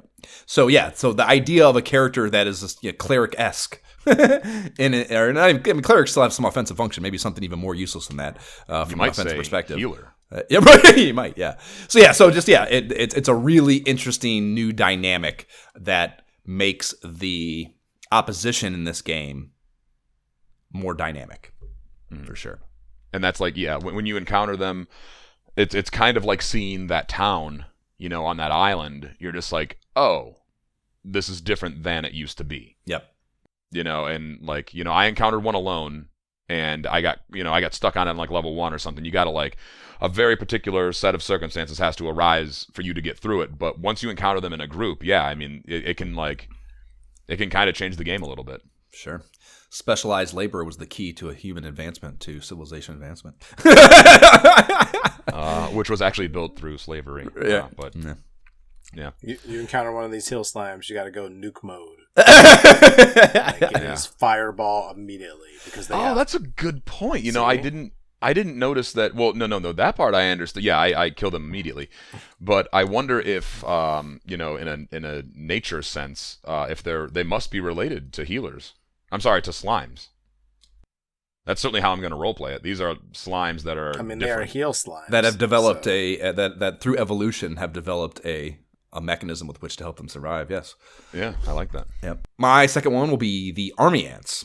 And speaking of support characters and a different way of developing difficulty into the battle system of this game relative to the first, these little fuckers can call for help. Dude. So, they use this capability. It says call for backup, and when it's successful, another army ant joins the fray. And again, in low numbers early on in the game, less of a problem. Later in the game, this functionality is a real bitch. So, yeah, it's a very interesting way to, again, make the battles more dynamic, for sure. Oh my gosh. That happened to me this morning for the first time. Like, before, I would run into those, and they would call for help, and no one would show up. I would kill it, not a problem. This morning, I'm playing, and I got the 3 ants down to 1. He called for help. That would call for help, and I was back to 3, and I was like, what the? Yeah. Oh, now you're going down. And that's the thing, too. Time. Yeah, and like that, I talk about it all the time with this. Like, these games are perceivedly so basic, and whenever these NES games, I talked about this for Little Nemo, some of the stuff, the boss battles at the end and stuff. Like, whenever one of these basic games can do something to you where you're like you just fuck, I did not see that coming. You know, like I was really, really not prepared for that. And this, yeah, you can be, you know, you're in the cave and you're like, oh, I just need to get this one thing. I can get the fuck out of here. My HP's here. Yeah. I should be fine. And this kind of battle, random encounter, can monkey wrench the shit out of that because your little math system of how much HP you have and how many battles, okay, I should only be able to get in 3 battles before I hit that stair. Like, that may not be the case. This is essentially like getting in multiple battles in one, and that, really throws your math off. So, yeah, it's very, very, very interesting introduction to the gameplay here. And yeah, so these are like pretty cool sprite too. I like them. It's an army ant, of course, so it looks like an ant, but it's a green body because, you know, of course, army ant. It's got red eyes. I dig that. So by the numbers, it has 13 HP. The attack power is 19, defense is 13, agility 8, XP 4, gold 2. And just in general, with the numbers on this one, like the numbers are it's high. It's like a higher, like the numbers are bigger. Just in general here, you know, like, I don't know, like this early stage game, attack power 19, like what the fuck does that mean number wise? Like the advanced enemies are doing like insane amounts, you know, which is different than the first one. They have, I guess the very simplest way to say it is they have scaled up substantially from the first game, much more to like. Yeah, the battles have a very different feel immediately to them. It's just a little different. Yep.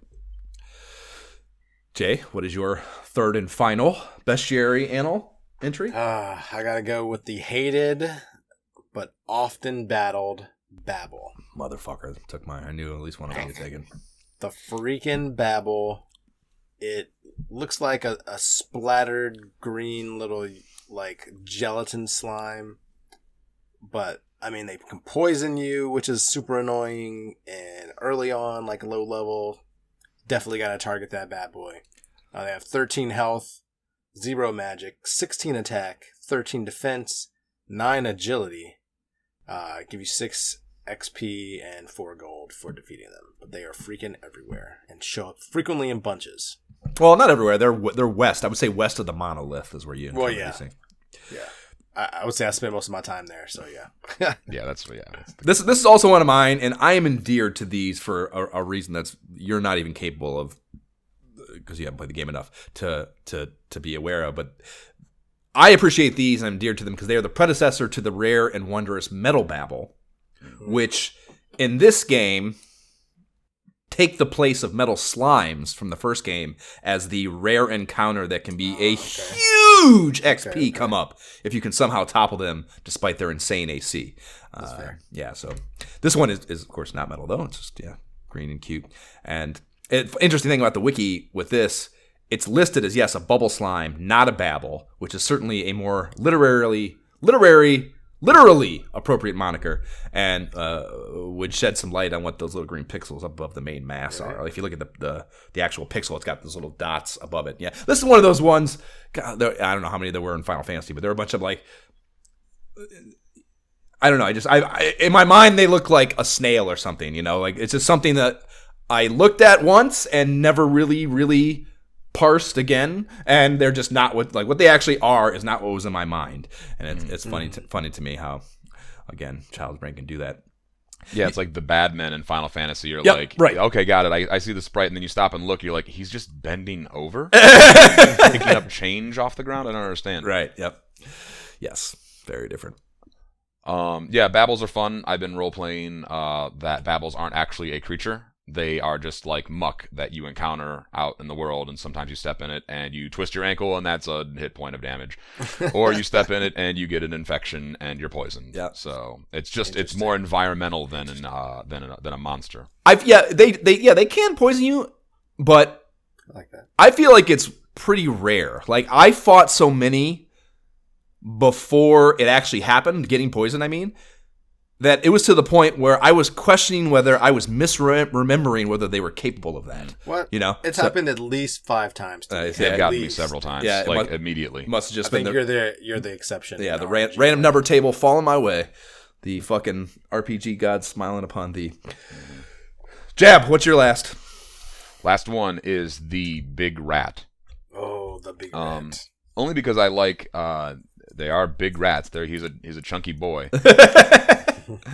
and the sprite has a very he's in the position of the classic "come at me, bro." Yeah, he is a fucking badger. Badger show that my whole. Well, we'll talk about it when we play the game. But I got a whole thing with that posture for my animal companions. Let's party. But yeah, I'm here now. It says 16 hit points, attack 19, defense 11, agility 15, experience 6, gold 5. So, they're not intimidating. They're easy to kill. When you grind, you want to be on the. Well, I suppose we should save that. Yep. That is the next segment. But you know what? That's a fantastic what we call in the biz, Jeff, segue.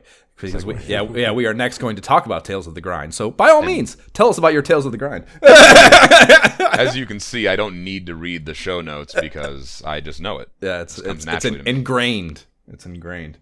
Like all of my showmanship is in my blood.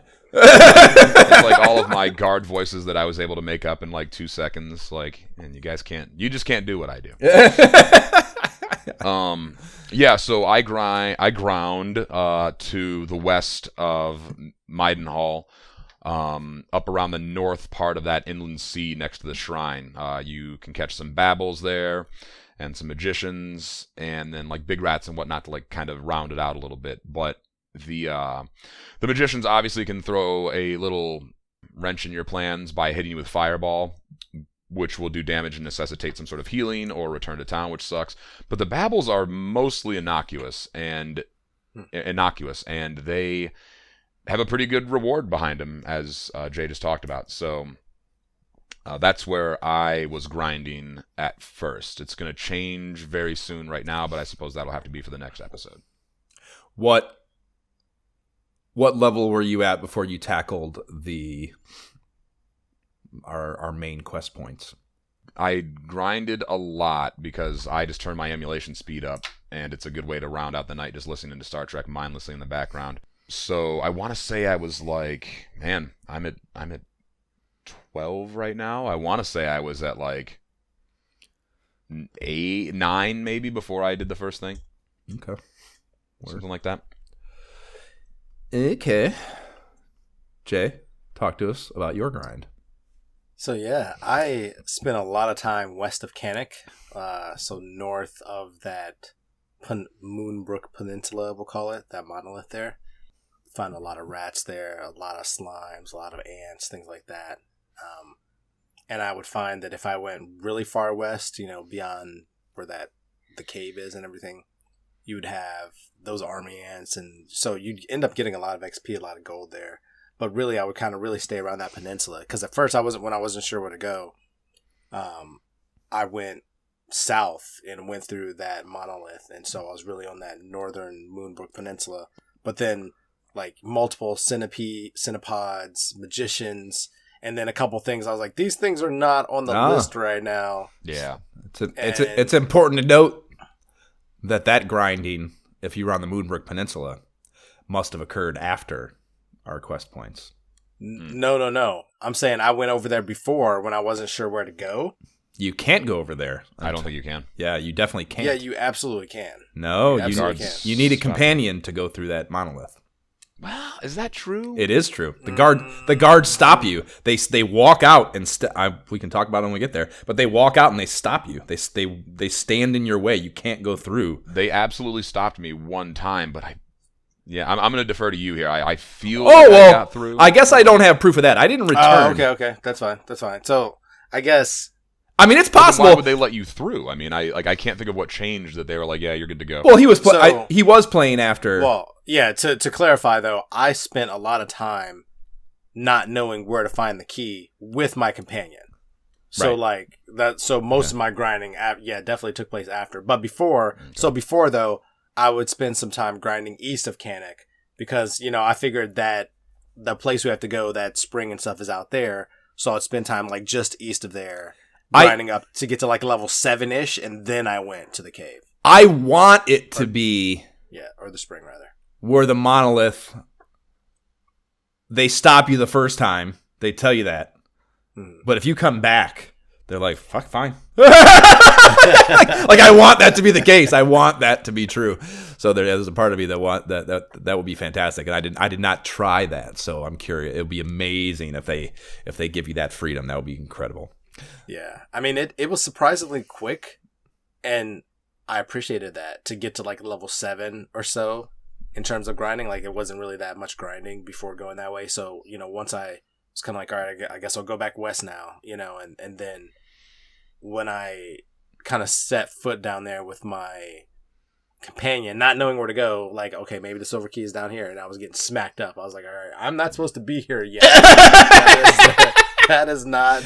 You are quite the place. You are conveying that loud and clear, RPG. I understand. So I just grinded like right outside of it, in that area, northwest of that, and that got the job done. Word. Well, I obviously started outside the castle, where you find mostly, maybe even only, slimes and big slugs. It's 1 damage versus 3 damage per turn. It's like very specific and simple math. Welcome to your first grind math problem, Brave Adventure. So I got to level 4 there and that's when a slime first ran from me, and it's always the thing that sticks in my head. The first time in an RPG where the enemies run from you, it always stands out to me. Like the first time it happened to me, I'm like, did that happen? Did he run? All right, I'm doing something right. Yeah, exactly. Yeah. I'm coming along. The guy in the throne room about me looking like an ox, he's not bullshitting. Okay. He actually meant that. Wow, thank you. So yeah, that's when I first ventured west to Leftwyn, and just a few little mechanic things that I noticed while doing this. One little dialogue, or not even dialogue, but copy change, I guess. Instead of excellent blow, when you get a crit, it says tremendous blow in this game. Yeah, which is a fun little change. And yeah, we just fucking mentioned it in passing a few times, but enemies will have treasure chests in this, not just gold, which is a cool thing. I had completely forgotten until the first time I got one. And yeah, obviously you can get herbs and lottery tickets and all sorts of shit, which is cool. Dude, I didn't realize that at first.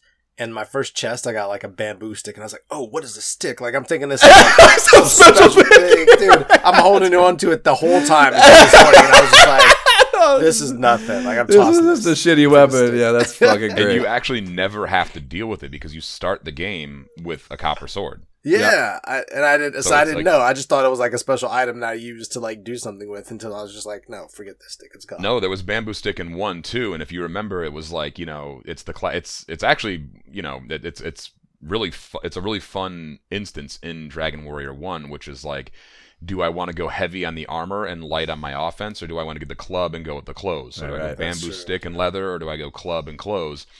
But in this, the king's just like, yeah, here's a sword, which, like, that's always funny to me too, is like these RPGs start and they're like, oh my god, the world's so fucked up, like, only you can save us, and like, here's 10 gold and a stick. All right. I appreciated this sword. If even the stick, yeah.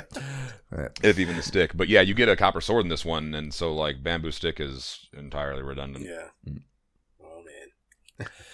So poisoning, we've talked about this too, but the mechanics of this in this one is 1 damage every 4 steps, and I can't recall how that is relative to the first game, if it was the same or what. But yeah, every 4 steps you take a damage, and there is no life loss in cities or castles though, which is kind. That's awesome. Yeah, kind but unrealistic design choice.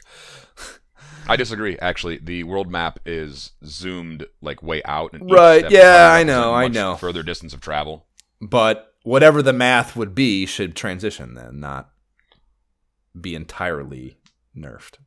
Sorry, they didn't have enough transistors to run those to run that math for you. I like the idea of mathematically, oh my gosh, I have 12 steps to get home, and then you get to the city and it's like, oh, safety, like you're good. Like, it doesn't matter that they decided in this particular town, because you can't come in at different entrances. Like, and that's why you're a Dragon Warrior player and not an Ultima player, Jay. Because in Ultima, they were like, you get to that town, it's like, not only are you not alive yet, but the fucking castle's huge, so you're not fucking you're gonna die going over there for sure. Oh, that game should never be spoken about. We should banish it from the airwaves. Yeah. So I have almost nothing good to say about that game. Yeah, we have fucking many hours of episodes expounding upon that very fact. Yeah.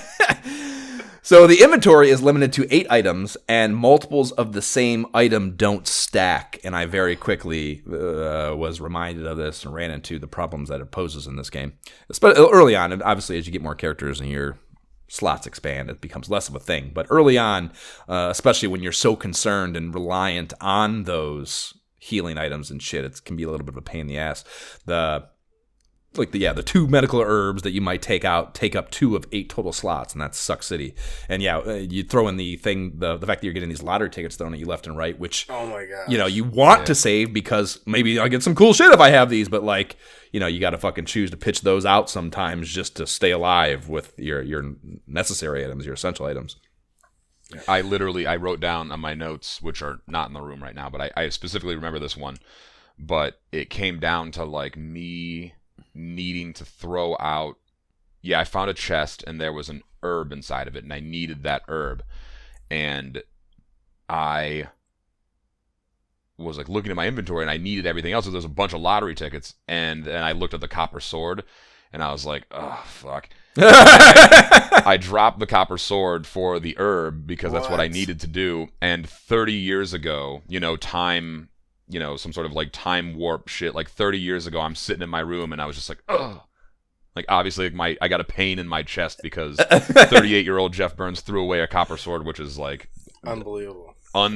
Yeah, unbelievable fucking value system. I'm also role-playing as a bronze sword, by the way. Copper's no good as an edged weapon unless you put some tin in it. Maybe they do. Metallurgy is, I'm sure that. Then you call it, no, but then you call it bronze. It. It's an alloy of copper and tin. Well, on the upside, if you do choose to sell those lottery tickets for inventory space, they are worth 53 gold, and that is not. That's actually pretty high. Yeah, that's not nothing for early game. That's not bad. Economics. So I fucked around, and I actually ground for my after I had left for Leftwind. The place that I would bop around in is over that bridge to the west of Cannock, on the way to the lake cave. There's that little in between the rivers there. There's a little forest area that had a pretty nice combination of the babbles, occasionally a magician, army ants kind of deal where I grounded on them quite a bit. Yeah. And I didn't set out for the Spring of Bravery until I hit level 10. So that's when I began the hardcore questing. I'm always very conservative on that front.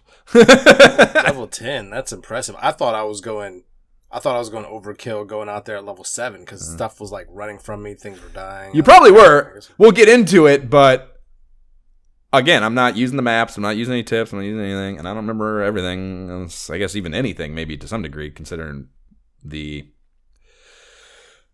uncertainty and the way my whole thing played out with the actual second half that we'll get into in the next segment. So let's talk about that shit.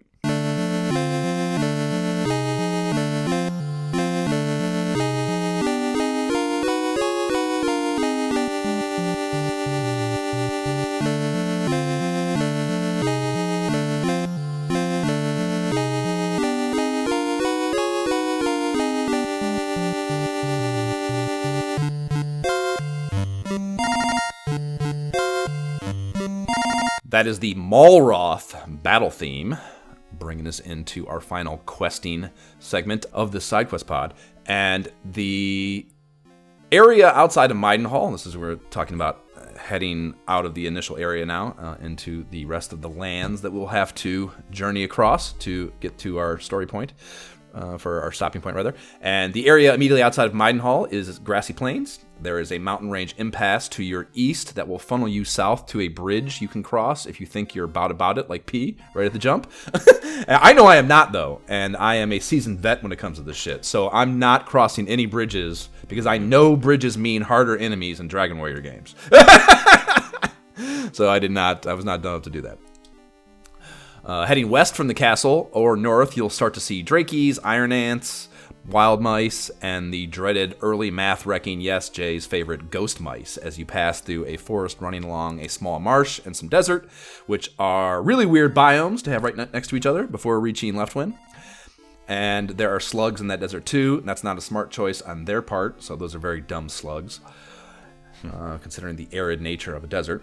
And left wing is smaller than the castle, with everything spinning off a small spring smack in the middle of town. And this joint has all the capitalism staples. It has an inn for 6 gold a night, a tool shop with the base herbs, and a wing of wyvern for 80 gold, an actual functioning house of healing, and then a weapon and armor shop. So the new shit for sale here is the club, 60 gold, copper sword at 100, magic knife at 200, chain sickle at 390, chainmail at 480, and the leather shield at 90. And I copped that shield as soon as I rolled up the first time, and I rarely half-step an upgrade, so I saved to take Todd to full chain before continuing on my journey. How did you guys handle your commerce here in Left Wing? I definitely also grabbed the leather shield as soon as I was able to. And yeah, I think I had to wait until I came back with more gold. Of course. If you're rolling into Left Wing for the first time with 900 gold, you did something way wrong. I definitely made it a point to come back. Like, all right, like noted, this is my next upgrade. Like, this is the amount of gold I need.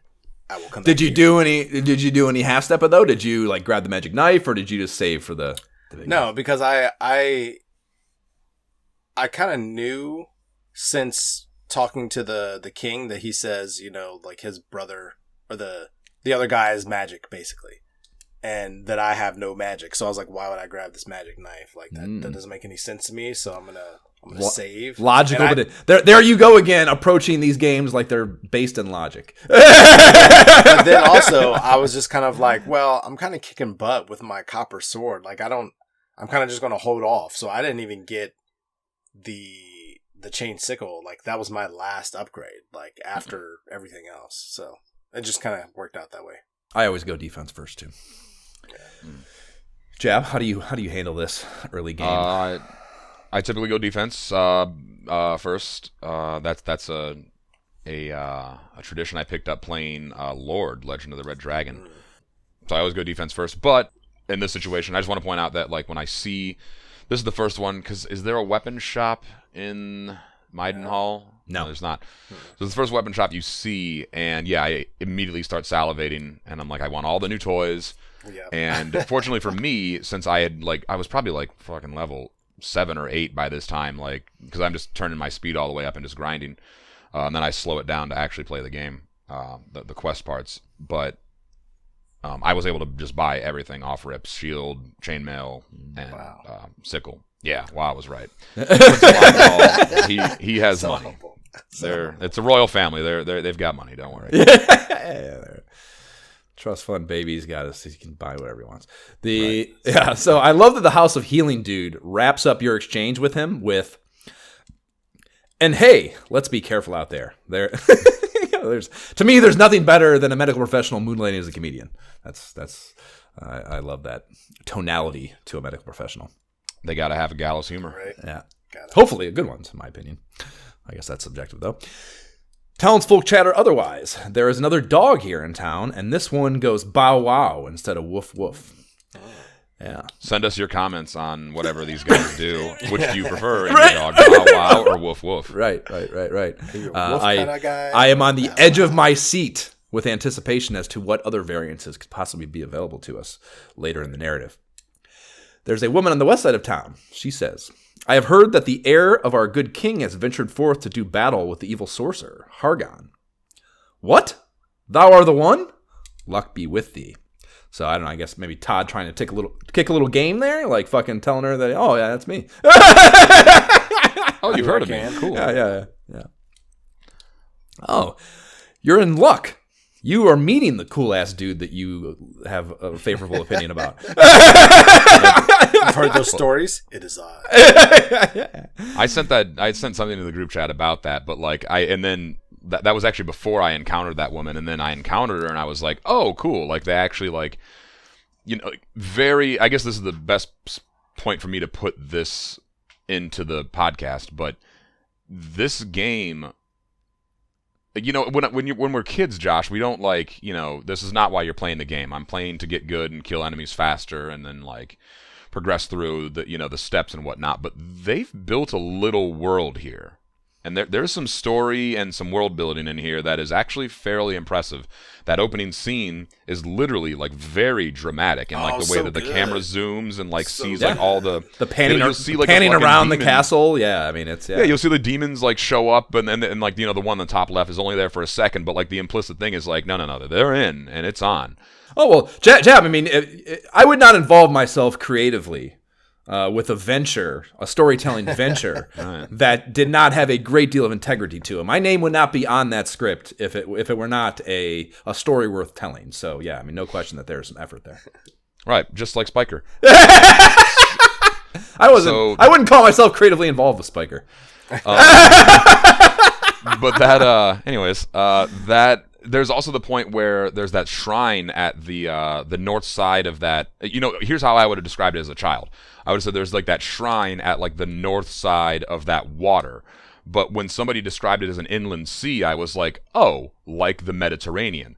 So I was like now looking at that thing that I could walk around, and I'm like, oh, I'm essentially walking around like this continent's Mediterranean Sea, which also plays into the idea that poison damages you because you're traveling. If you walk around the Mediterranean Sea, you walked a very far distance. So, right.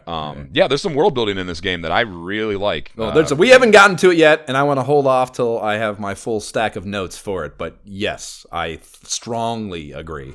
And we'll talk more about that for sure here. And we had talked about Final Fantasy, just like, there's a fucking story in here if you can parse it out. And the way that they deliver it is not the best, so it is hard to parse out. But if you pay attention and read up a little bit, there's good shit here. Yep, agreed. No question. So, yeah, there's an old man tucked behind the weapon and armor shop. He has a geography lesson letting you know Cannock is northward of town. And there's a younger cat back there as well that tells you to look for the monolith by the inland sea that you were just mentioning, west of this place. It is by that route alone that thou shalt reach Moonbrook. So just like that, we can connect the early dots to finding the other Erdrick blood we were told to round up, and that's cool. There is a drunk-ass barbarian standing in the southeast corner of town. And he says, "Oh, thou scared me, and my hiccups are cured. Thank thee, stranger." And yeah, this dude reeked of mead. There's also a locked building here, TBD on what it might hide. So, next up is Cannock. Just fucking let's head out or head up there. It's just a short jaunt north, and there is Cannock Castle, and I crip walked up there once I had my sickle and chainmail. So again, in my conservative manner, I do my grinding and then move my ass up there. I don't take leaps I'm not ready for. Or I don't perceive myself as ready for. I guess I may not know all the leaps level of preparation that I should have in place before I do it with this play, because I don't remember the game. But I knew for a fact that I didn't want to just go willy-nilly in the countryside with the starting weapon. You've played enough RPGs right. to know that. Yep. It's funny that you took that approach, because I felt like this is why you were texting the group chat hopeless. You were. you were like, we haven't mentioned that yet. Yeah, Jay tried to quit the podcast before episode 1. So let's. So I went left when I very first started, when I was still level 1, and kind of just went out of the castle. And one of my kids was distracting me. I wasn't paying attention. I ended up getting smoked. And then I got smoked again. I was like, what is happening? But once I got my bearings, and I was, say, level 2 or 3, I felt like the copper sword was sufficient enough that I was just destroying everything. And so that's why I went defense first, and I didn't really feel the need to grind any higher. It was only really when I saw you guys sending pictures in the chat, like Jab, like freaking level 12 already, that I was like, oh, maybe I'll grind a little further. You know what I mean? And I will say that part of it was highly satisfying, just grinding in this. Like, I always talk about wanting to play games that are like PvP when I want to just kind of de-stress and kind of relax. But I forgot how fun, how cathartic, and how relaxing, how cathartic this grinding can be. And so, yeah, it wasn't until I did that I kind of took a back seat and then got up to like level 10. And yes, I very thankful for the return of the Dragon Warrior grind. Okay. I have 3 things. I have 3 things to say about that. What do you mean you left the castle before you leveled up? like I'm not leaving in these games. I'm not leaving the first area where there's an N until I'm level 2. The town will not be out of my sight. I just stay around the castle and just fight. So that was first mistake. And didn't I think it was also RNG because I left and I just kind of went northwest and didn't run into anything until I got a while. Yeah. Like and then you're too deep. You're into the next biome. I ran into 3 enemies and they like destroyed me and I was like, well, all right, I gotta try that again. And you sent that to the group chat and you were like, I'm dying. And I was like, dog, you like you played Dragon Warrior 1. So you know what this is, and B, like you know how to do it. How fleeting the I don't know, the knowledge, the real world what do you call it? It's been so long, Josh. Common sense versus book learning. It's just like, just fucking. It's like I think also it may have been like after work, and I was just like, I gotta like come back. And then like once I did later, I was like, oh yeah, this is great. It's smooth, and I got it. Yeah. The second thing I have to say about that is, okay, Ted Cruz, blame your kids for your mistakes. Absolutely. And the third thing I have to say, what's that? It's like, hey, unless you've had 2 children climbing on you at one time while you're in the middle of something competitive, like, and they know that and they don't care and they're laughing, it's like, all right, what are we even doing? I'll give you that one. My friend's kids will crawl on me, and it's incredibly distracting. So yeah. My dog comes up and paws at my fucking chair on my arm on my chair while I'm working, and I'm like, what the fuck, man? I didn't get you to pay attention to you. What the fuck? Yeah. The third thing I have to say is when you mentioned that I was level 12, yes, ladies, I am single. Well, in the commerce aspect of Canuck, the N is 8 gold here. The tool joint adds fairy water for 40 gold. If you recall what fairy water does, it is essentially a repel spell that allows you or keeps weaker enemies away from you, which I don't know if I've ever bought fairy water in one of these games because I don't want, like, it's of no benefit. If something is weak enough to be repelled by that, I can kill it in one turn. Or the run. Yeah, right. Yeah. So I mean, I don't know the math on that. That may not be true. It may deter, equal whatever. It might be a little higher than that. No, you're right though. If it repels it, then I don't need to worry about it. Yeah. Yeah. So like the problem is that it's. I understand the appeal of it to a degree, but like either I'll just like grind through the enemies, right, or I will run. Right. But here's the problem: is like whatever allure that item has is negated by the fact that it takes up a valuable inventory space. That sucks. That I can. But the thing is too, if you, this is why we're built this way, RPG wise. Why we grind past the necessary level to before taking these things on is because we know that difficulty is out there, and there's a naivety that comes with the child playing this, its target demographic, that the uncertainty, the unknown, the inability to compute the math before you embark on your journey, where the fairy water, you're going out and you're adventuring, and like it's a defensive tool you want available to you if you have unknown. The problem is we eliminate the unknown component of the math equation. But you guys are looking at this the wrong way though. So I found fairy water in a chest, and I was absolutely glad and looked forward to it because that allowed me to go grind in the highest place that I can without having to worry about like dumb shit. Oh, that's a really good. That is a really good tool or implementation rather of it. Yeah, then you'll fuck around and get only babbles instead of slimes. I'm trying to maximize who I'm running into, so I'm only fighting the high level, high XP. You know what I mean? And I don't have to deal with like that. Philosophy is a little offset by because again, the things that I'm saying it works on, which is probably a false belief that it's only those, but my logic in my mind, it only deters things that again are not going to even affect your math because they either run or you kill them in one hit. So, but the idea of just from a nuisance factor, not from its effect on the math of not having to deal with that shit is a interesting, like, smart purely usage. Like I don't have to worry about 3 more battles just in getting there. Like I just want to get there. Right. I can't. That's the like that is the intended purpose of it is that like I want to go do this thing, and I don't want to have the attrition affect my math before I get there. You know, that's what I'm saying by. It doesn't have to be just the math. I just meant just from a. It's all math. Just from a nuisance thing too. Just going to think. just- Yeah, that's true too. If From a time standpoint, like Right. if I'm going to play this for 45 minutes, Yeah. I don't want to spend 15 of it dealing with slimes. Like, Yeah, it's let's just. Okay. an RPG inhabitant an upper class RPG inhabitant perspective on resources. Yes, that is I'll how spend- we grind, I'll sir. spend a little extra to not deal with fucking peasant shit. Yeah, we You are just, I mean, beneath me, Josh, sir. you and I are fucking 31-year veterans on this game, and we just got kind of schooled a little bit.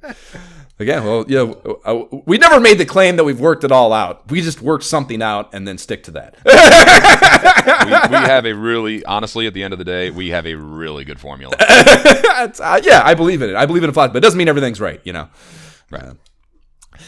So the townsfolk chatter aspect of Canuck, there is a chick by the entrance. She says, I saw the sky burning red in the southern horizon. Perhaps it was Moonbrook Castle in flames, which, through the power of the developer's storytelling lens, we know to be accurate because we experienced the prologue. There's an old dude who learns you up about the resident prince. He says, listen closely. Our prince has studied the ways of magic, though with heavy armor or weapons he has no skill. Still, he seeks to fight evil. So he is one-dimensional, like the Titans, Jab. The prison is the... The prison in the southeast corner has a couple fellows under lock and key. You can chat up through the bars. One says, what does it matter if people steal things? The world is doomed no matter what happens. Not the best criminal defense platform, homie. You might need a better lawyer. King's probably not going to buy that. Yeah, we're all fucked. Oh, who cares? And then there's a barbarian in here as well. He says, psst, I'll tell thee a secret. There is a silver key that opens the doors of silver. Okay. Princess Hala has a chamber in the northeast corner. She says, who art thou? A friend of my brother's? And you can actually answer this question. When you say no, she says, then I wish to be left alone. When you say yes, she says, then I'll give thee some advice. My brother has gone searching for the spring of bravery, but he travels slowly. That's more world building. That's fucking good. It's great. Yeah, I like that. I gotta go It's great. catch up to him. And I Like look, I can't, like, oh, that's so cool. He's not just going there, just like, you know, like you would walk there, like he just right. it He's in builds search his for character it. a little bit. Yeah, he's in search for it. Yeah, I like that wording of it. Even that it's not like, you know, he knew where it was going. Like, you know, he's got all the fucking answers already. He's out trying to take this on himself. He is trying to do the next step. Whether he's in process of that anymore, I'm unsure. You know, that's a little uncertainty as opposed to just specific, explicit directives. Yeah, and I just like the idea that he can travel slowly. You just like, you know, Right. Yeah, that's fucking Yeah, cool. she's a sister. She has an opinion about his personality. Right, that's fucking great. Yeah. I learned from the guard outside of her place that the prince's name in my game is Talent. He actually tells you the name. So that's cool. Well, one, there's this whole aspect that these characters are named by the game. They change from playthrough to playthrough. Jay, I guess maybe you wouldn't know that, and maybe that's news to you. But this character's name is different every time you play the game. Yep. And to the point where, you know, we have this 30-year experience with this game. All of our names that I have seen in the group chat are different, including mine, than any name I've ever seen playing the game my whole life. Like, I can remember, Jab, very fucking specifically, Orfeo was the childhood game name of this motherfucker when we were kids. And I remember that specifically. And, you know, Dude, yeah. I was so confused because I'm like, yeah. I saw your snapshot or Jabs, and I was like, who was that? Like, how did you? Did you get a wait different minute, character? Like, what are you doing? Yeah, I was like, wait a minute, what are we doing here? Yeah, You know? yeah, totally different. I would love to know too whether that. Remember how Jab, you dug up that the naming convention bullshit with the first game, how you got different stats to start Yeah. based on the names you used or the characters in your name that you chose, changed your starting statistics to some small variance. I wonder if your behavior or something you do in the game, this is just it has no bearing story wise, but just I'd be curious to know just the fucking, or whether it is just a random number table given it to you, or if there's anything you can do in the game to affect this, and like really high level fucking game manipulation, whether you could get a certain name by doing a certain thing, you know, for a person who's played the game a million times and knows everything. I'd be curious to know what goes into that. It'd be very interesting. Yeah, I'm picking up what you're putting down. There's a lot of names, it turns out. I knew that there was a variance in names. You said you remembered Orfeo? Yes. I didn't remember that one. I didn't remember my guy's name.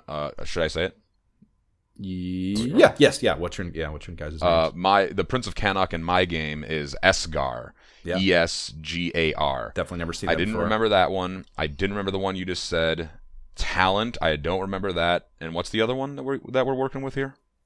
Jay, what's yours? Mine's name is Newmore because I keep wanting to call him Namor. Enemy. It's like So, Middenhall. Newmore. No, see, I don't remember any of those. The one name that I remember dealing with, and I actually think, if I'm not mistaken, I remember playing this game, getting to the point where you get the Prince of Canuck, and I would reset until I got the name that I wanted.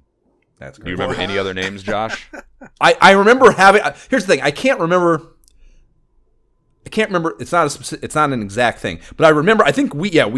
I don't know. I don't remember restarting to change names, but I remember we restarted, and like I also don't remember the exact dynamic with which we played. Whether we had a joint game, whether we each had our own game, you know, which is certainly possible. You can have more than one save slot on the cart, so we may very well. But I think we played these games with some level of communal fucking.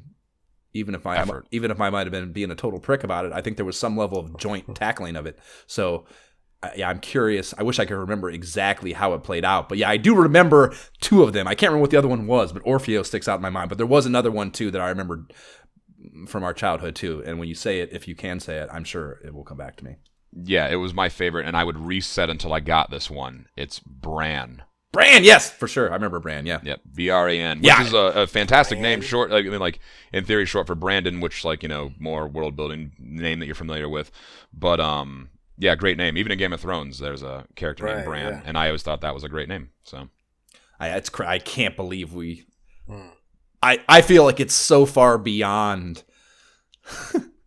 This is a crazy thing to say, Jeff, but exerting that level of like. Oh God. I don't know. Effort is a fair word. That's good enough. Well, it's not. Effort's not what I'm saying. It's like.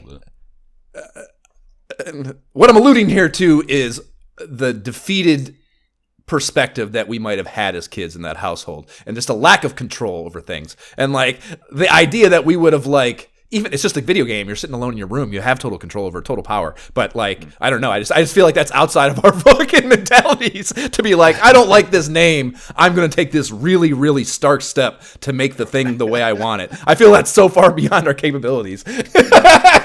I was doing it. I don't know why I was doing it. I'm sure my therapist would, if I had one, would love to hear it. But so I preferred Bran. I was hoping to get it, but I also like the name Esgar. I think that's pretty good. It is very. It has a lot of flair to it for sure. Yeah, it's in the French realm that we were alluding, trying to work into our rehearsal of the teleplay. Yeah, a little bit. Yeah, talent. What is that? What kind of word? Anyway, it's with an I. So TALINT. Talent. Huh. Talent. Yeah. All right. So that's that. One of the guards in the throne room in the northwest corner says, I have heard of a cave far to the east in which the spring of bravery rises. So eastbound we must go. The king tells you, which I didn't talk to that guy until after I'd done some dumb shit. We'll talk about that later. I've mentioned it a few times now. But I did not go straight to the spring of bravery here. I did not know where the spring of bravery was. So I spent some time wandering. The king tells you his son has already left on his journey. And he says, please find him and take him as thy companion. And the king also does the normal king shit, XP to the next level in Imperial Scrolls of Honor bookkeeping.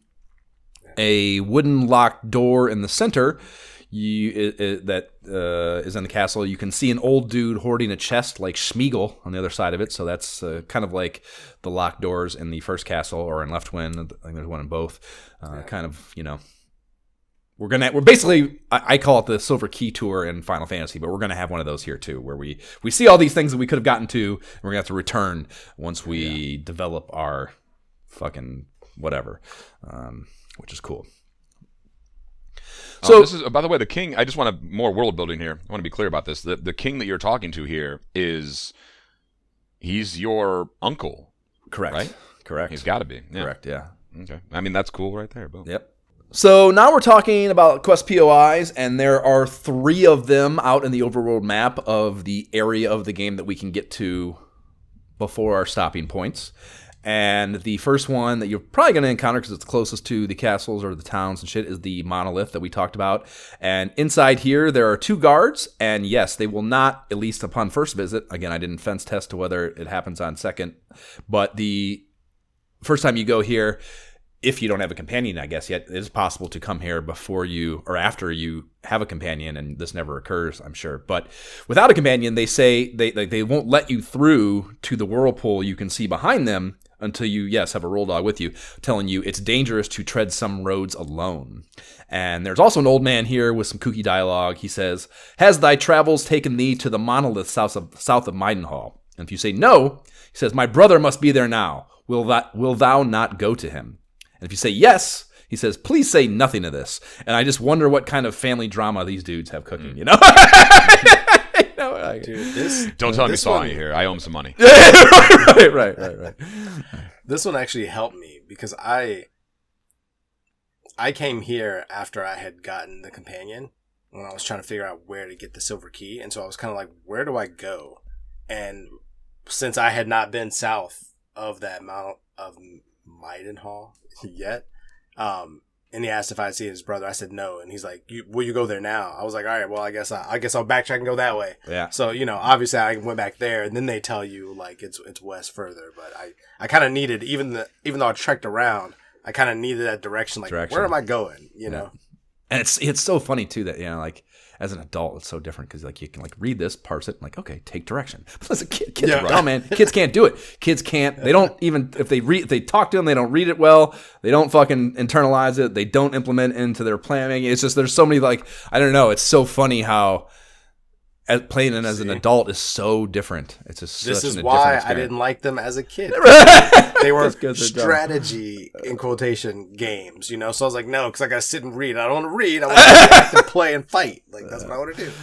Very different. Very different.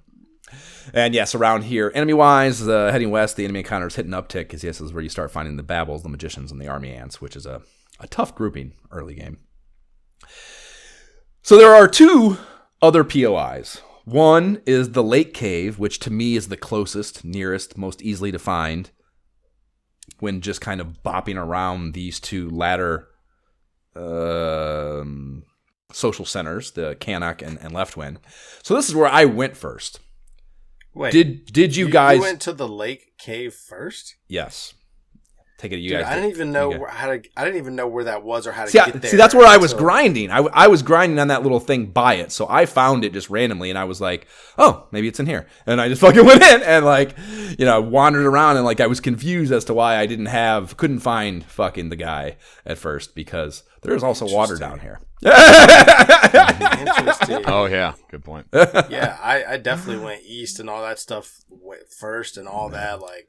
I didn't even know what I thought for a second. I was like, didn't I go to the lake? Like, at first, I honestly thought that the monolith was the lake cave. Because I'm like, I've already been east. I've already been to Spring of Bravery. Like, I was kind of looking around. That's also why I kept going there. Because I was like, well, is this where I'm supposed to go? Like, this is not... This is where the silver key is, but it wasn't there. Does someone cite... Does someone actually specifically cite the lake cave? Or was that just... half-assed, not that word. Just half-assedly looking at the map. What did they say? They say, in a cave far to the west. They call the Spring of Bravery. They say like a spring of far to the east. There's like a spring called the Spring of Bravery or some shit like that. So like, you should be able to infer that they are. Oh, sure. Like I said, the guy in the throne room mentions it specifically, but I didn't talk to him until after I had already done this. So.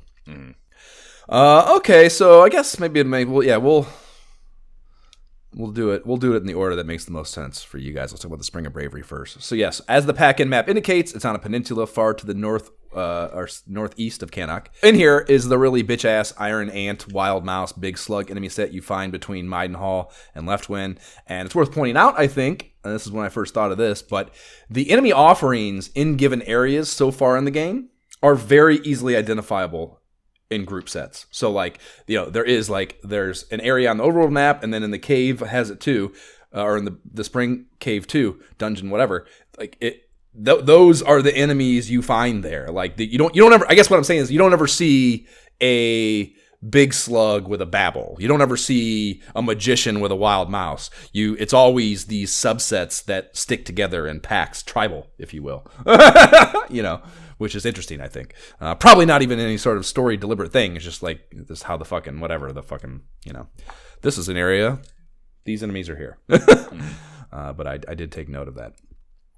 I don't know. I just kept thinking of them as interchangeably in the same group. Like it's going to be a rat, a big rat, a slug, or a babble, like interchangeably. Just one from each category. Just one from each category. Like they're just picking. Like they're just like at the store picking one thing from each basket. Yeah, that's funny. Yeah, it felt like this whole entire part of the map was like those 5 or 6 characters. Just pick an order. You know what I mean? Interchangeable. So there's as far as things of note in this rather simple 1-level cave with a lot of water in it, there is a barbarian gent hanging out in the central eastern region that asks, "Hast thou purified thy body in the Spring of Bravery?" And this is another one that you can actually answer. He says no, or if you say no, he says, "That is not good. All who seek victory must first visit the Spring of Bravery." And if you say yes, he says, "Then all is well." And yeah, I didn't remember bumping into this guy either, Tab. You mentioned in the group chat you didn't remember me. I didn't remember him either. Mm-hmm. Yeah. Well, I thought like when I encountered him that he would be hostile. Right. Yeah. So I was like preparing for a fight, and he was like, "What's up, man?" And I'm like, "Oh shit, my bad." I pulled my sword out like an inch, I'm ready to go on him. Yeah. And he's like, "Nah, that's cool, man. I just kind of run the show around here." I'm just hanging out. Once you work your way counterclockwise all the way around the single level map, you find a huge body of water with a wise man lording over it. And this dude says, "Welcome to the Spring of Bravery. Art thou seeking the Prince of Cannock?" You say, "No." He says, "I shall anoint thee with this water and wish thee well. Know that token of Erdrick is kept by a brave hero." And then the screen flashes and you are healed. So this actually physically heals you, which is cool. Well, I never selected no. So I didn't even know. I figured, like, why would I answer that option? I answered I was seeking that dude. So I try everything. If you say yes, he says, "Only moments ago he was here. I think he is going to Maidenhall." And kind of sounds like Twitter speculation, but fine, I'll bite. Off we go to there. So you leave there, you go down to Maidenhall, and here, we're saying too about just aesthetically was something I appreciate with the Spring of Bravery. It's kind of like we talked about with the Dragon Lord's Castle. The color palettes of combining the water and underground stuff is just it makes for a really cool aesthetic in this, just the way they do the fucking whatever color palettes for these games, and I really appreciate and like it. And I like that it's such an early, obviously that's a late game thing, but I like it's a very ominous, spooky, atmospheric something or other fucking tone they have to them, and I appreciate that it was an early stage or early game thing that they did for this one. And I wonder if they think that they thought the same way about the Dragon Lord Castle. We got to get that in there. Let's get more of that in there. A good word here. One of my favorite words: juxtaposition of the dark, dreary colors of the gray walls, the brown floor, and then that blue just really pops. Yep. It does give the impression that this is like a beautiful place, a good place, a safe place. Yeah, it's nice. Word. So yeah, back to Maidenhall. The king has some new dialogue there when you ask him about this dude. He says, "Well, thou hast missed him. The Prince of Cannock was here, but now he is off to Maidenhall, looking for thee, I believe." And so I am at Maidenhall. Right. Right. I had a very similar experience here. Yeah. Wait. Are you fucking with me, Dad? Like. Wait a minute. Hold on. I'm even further confused because I did not have this experience. What did you guys do? So hold on, I need to ask 2 questions. So did you go and skip the other towns to get to Maidenhall first? Because I tried to go south, got blocked by the terrain, so I figured I gotta trek backwards now. Well, yeah, you have to go. Yeah, you have to pass Canuck and Leftwind to get back to Maidenhall. So I trekked backwards and ran into my dude before ever going to Maidenhall. So I never went back to Maidenhall. Well, if you stop at the towns, he probably and that you have to appreciate. That is smart, or that not smart too, but it's right, I guess, because the way it all plays out, yes, you go back to Maidenhall, and yeah, he's not there. He just left, so he is within the timeline of this universe. Has already left. So if you were to stop at fucking Leftwind on the way to Maidenhall, he would fucking be there. It makes total sense. It's so and good. Keep in mind, he travels slow. Right. He's on his way back home. He'd probably stop at the town. Yeah. And he travels slow. You caught up with him. Yep. So funny that you guys had a different experience. I stopped at Leftwind. I was like, oh, he's well, here. my Here thing we go. is like, Boom. fucking sorry for trusting my family. When they tell me things, I believed them. Right. They went to Maidenhall. I'm like, yeah, I'll go to Maidenhall. I get there, and my dad, of all people, was like, no, he's at Maidenhall. And I'm like, so, fuck me. I got the distinct feeling that, first off, Dad has already sent me, he said outright, he was like, I'm too old for this. And, like, it's never said how old he is, but, like, do we know that he's too old to do this? And he's like, I'm going to have to send you, man. And I'm like, this sounds like a suicide mission. And then he's telling me that, we can't find your cousin, and he's in Maidenhall. And I'm like, Dad, I'm in Maidenhall. And he's like, anyways, you want to save your shit in the Imperial Scrolls of now I'm starting to feel very betrayed at this point. I'm feeling like I'm being set aside for like the next heir. You know, some Oedipus shit going on. Very possibly. Yeah. I fucking made jokes on the post on the pages or on the Facebook page and shit. Like that's some serious drunk dad shit, like just like he's fucking in mine all, and I want to role play the shit out of that and be like, yeah, the fucking like he sends you off, you come back unexpectedly. He figures you're gonna be out dealing with the shit for a while. Drunk. So he's just like one of 2 things is gonna happen. Either I'm not gonna have to do shit because this motherfucker's gonna fix it, or we're all fucked. Either way, I'm getting drunk. It's completely out of my hands at this point. Yeah, I'm on fucking vacation. Show back up and he's like, I don't know, man. Check Maidenhall. I gotta go back to the vending booze, man. Sorry. Yeah, right. That's so good. So fucking good.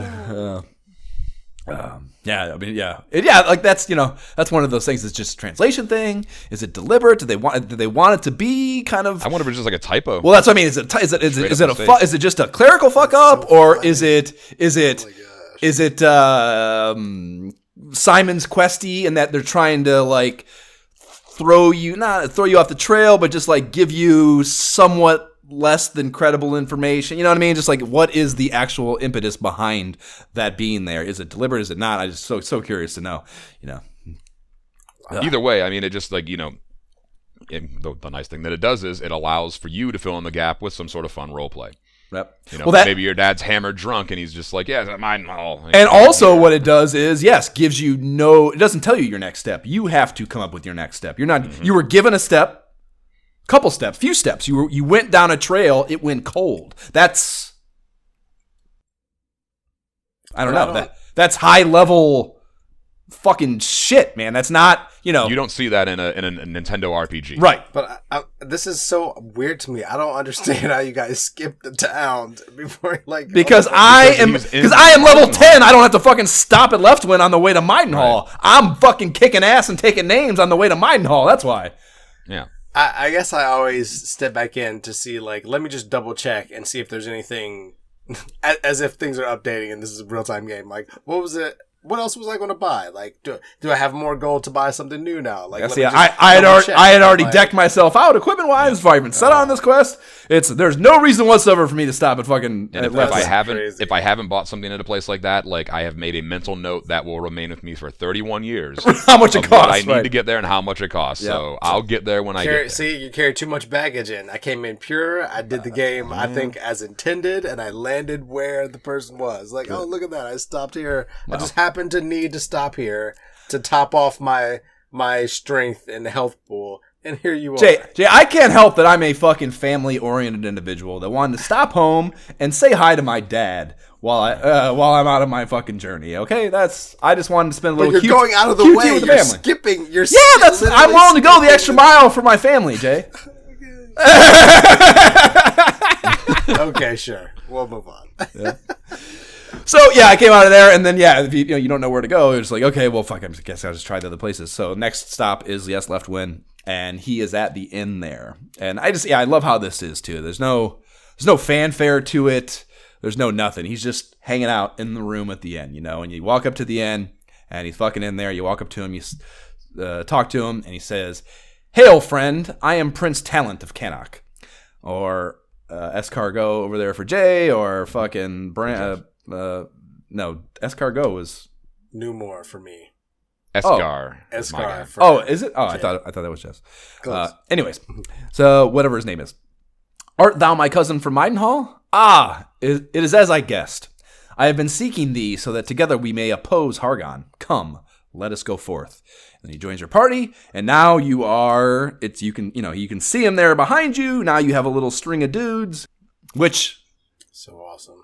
yeah, So that's awesome. yeah, it's interesting to think about, and like you have to look at it obviously from that perspective of when this game dropped, and obviously what you hadn't experienced that comes after it. But obviously Dragon Warrior 1 doesn't even have companions. Final Fantasy is just the one guy representing the whole party. The idea that you are now like there, and like that's important too, because you can get into the specifics of it later, but like going through poison and shit, like he steps on the steps you step on, but it matters, I guess, where people are and like that guy's position in the party order and stuff. And it's just, I don't know, it's a more tactile group representation than we've seen to date and the other ones, Mm-hmm.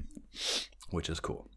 I thought so the way I roleplayed it was, I went to the inn, and I saw him there, but I was like, nah, I didn't actually see him, so I just got a room. And then I woke up the next day, and I guess I went into his room, and he's like on these two adjacent white squares. Yeah. And I was like, I'm role-playing this, that he was doing yoga. Okay. I walked in, he was like, oh, what's up, cousin? Speaking of which, have we considered the idea of like, so like I have no family. I only really have my dad left at this point, and we get, not to give a misimpression, we get along great.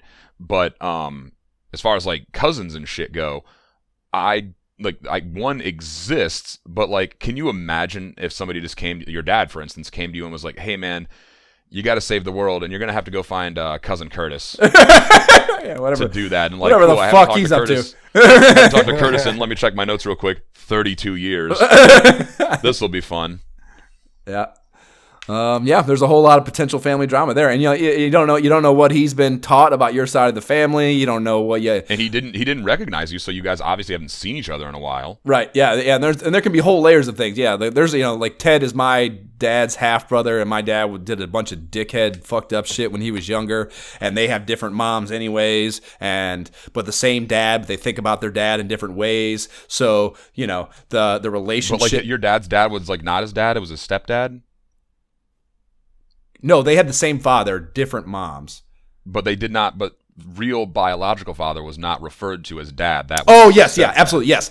So yeah, see exactly, how fucked up it is? Exactly, right, exactly. Yeah. Like Ted's dad, they're both their dads. Ted actually regarded him as his dad, had an existing working relationship with him. My dad did not, had nothing good to say about him, barely even, kind of didn't talk to him at all. I actually know nothing about the guy. Yeah, but really valued his stepfather, called him dad, perceived him as dad, referred to him as dad, had a great relationship with him, even though he was a fucking dickhead to him too, probably, I'm sure, when he was younger. So, just very... There's just gonna be whole layers of shit that could be there, yeah, between family that's estranged like that. So yeah, it's interesting dynamic for sure. And there's plenty of opportunity for roleplay. You didn't ask, but I'm going to say it. Don never struck me as a really nice person. Oh, Don was fucking great, dude. Don was like... Okay. Don was I didn't interact with him nearly as much as you did, but he just always like struck me as kind of mean. Oh, yeah. That dude, he's like the quintessential...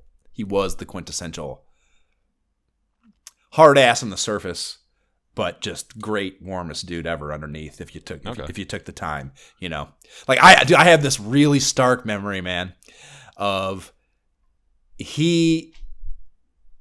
so they had their house out on Baumhart Road had this fucking front. I don't even know why I would have been doing it. But I mean, dude, we're talking, I'm like, 5-6 years old or something, very young. And for some reason, I would always try to, well, we used to do it. It's funny, actually, that now I'm thinking about it. We used to do, remember we used to try to build ponds in the tree line and shit? And I'm sure I was the one spearheading that fucking operation. But yeah, for some reason we would dig little, I remember that. Dig holes back in the woods, back through that cornfield. We would do it back there by that little stream. Yep, and try to build like a fucking puddle and of water. Yeah, muddy puddle's what it'll be. But I'm trying to build, and I remember line it with fucking garbage bags or plastic and tarp and shit, trying to make to keep so the water wouldn't just fucking go soak into the ground, trying to make a functioning fucking outdoor aquarium of sorts, because I was fucking fascinated with aquariums. And so yeah, whatever, I had some sort of weird fucking thing as a kid where I wanted to make bodies of water. So at their house, I would always he had his hose hooked up to there was a hose spigot near the outdoor, like front kind of like where the trees and garden, whatever it was. And for some reason, I would dig holes in there and fill them up with water and shit. And I remember doing it, and like it clearly pissed him off because I'm fucking up his fucking garden. Yeah, that's ridiculous. As a 38-year-old man with a house, I'm like, oh, fuck. What the fuck? I have this memory of being out there trying with the hose, filling this hole up that I dug, and I was like leaning over it, and he fucking snuck up behind me and kicked me in the ass, and I went face first into the fucking puddle, and it's such a stark memory, and I fucking took my head out of the fucking thing and looked around back at him, and he was just laughing his fucking ass off. He said, stop fucking with the gun, stop, whatever he said, stop doing that. Wow.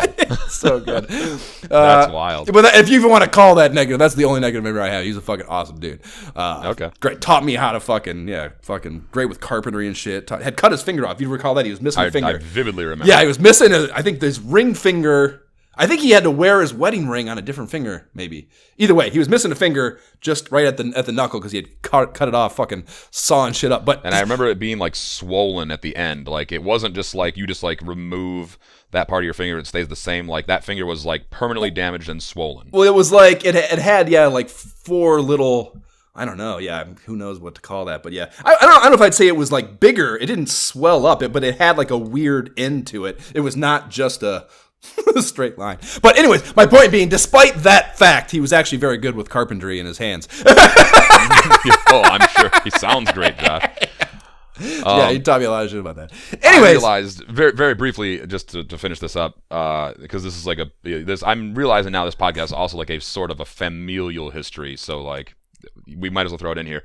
But it occurs to me now that my relationship to him on the instances that I interacted with him, from his perspective, we're talking about his stepkid's stepkid. Right, yeah. A lot of distance there. So, yeah, maybe he didn't have time for me, and that's fine. Yeah. Like, I get it. Yeah.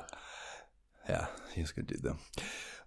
Okay, so yeah, back to Dragon Warrior. I stayed at the inn right after getting my companion, and I was reminded that your in-cost scale with party size. So now, instead of 6... Oh, did it? Yeah, it goes to... You have to pay 12. And later... so much. Yep. Really changes the math.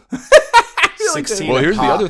But here's an interesting thing about... this is a good place to put this, actually. So, I found that... I actually didn't confirm this. Maybe you guys did.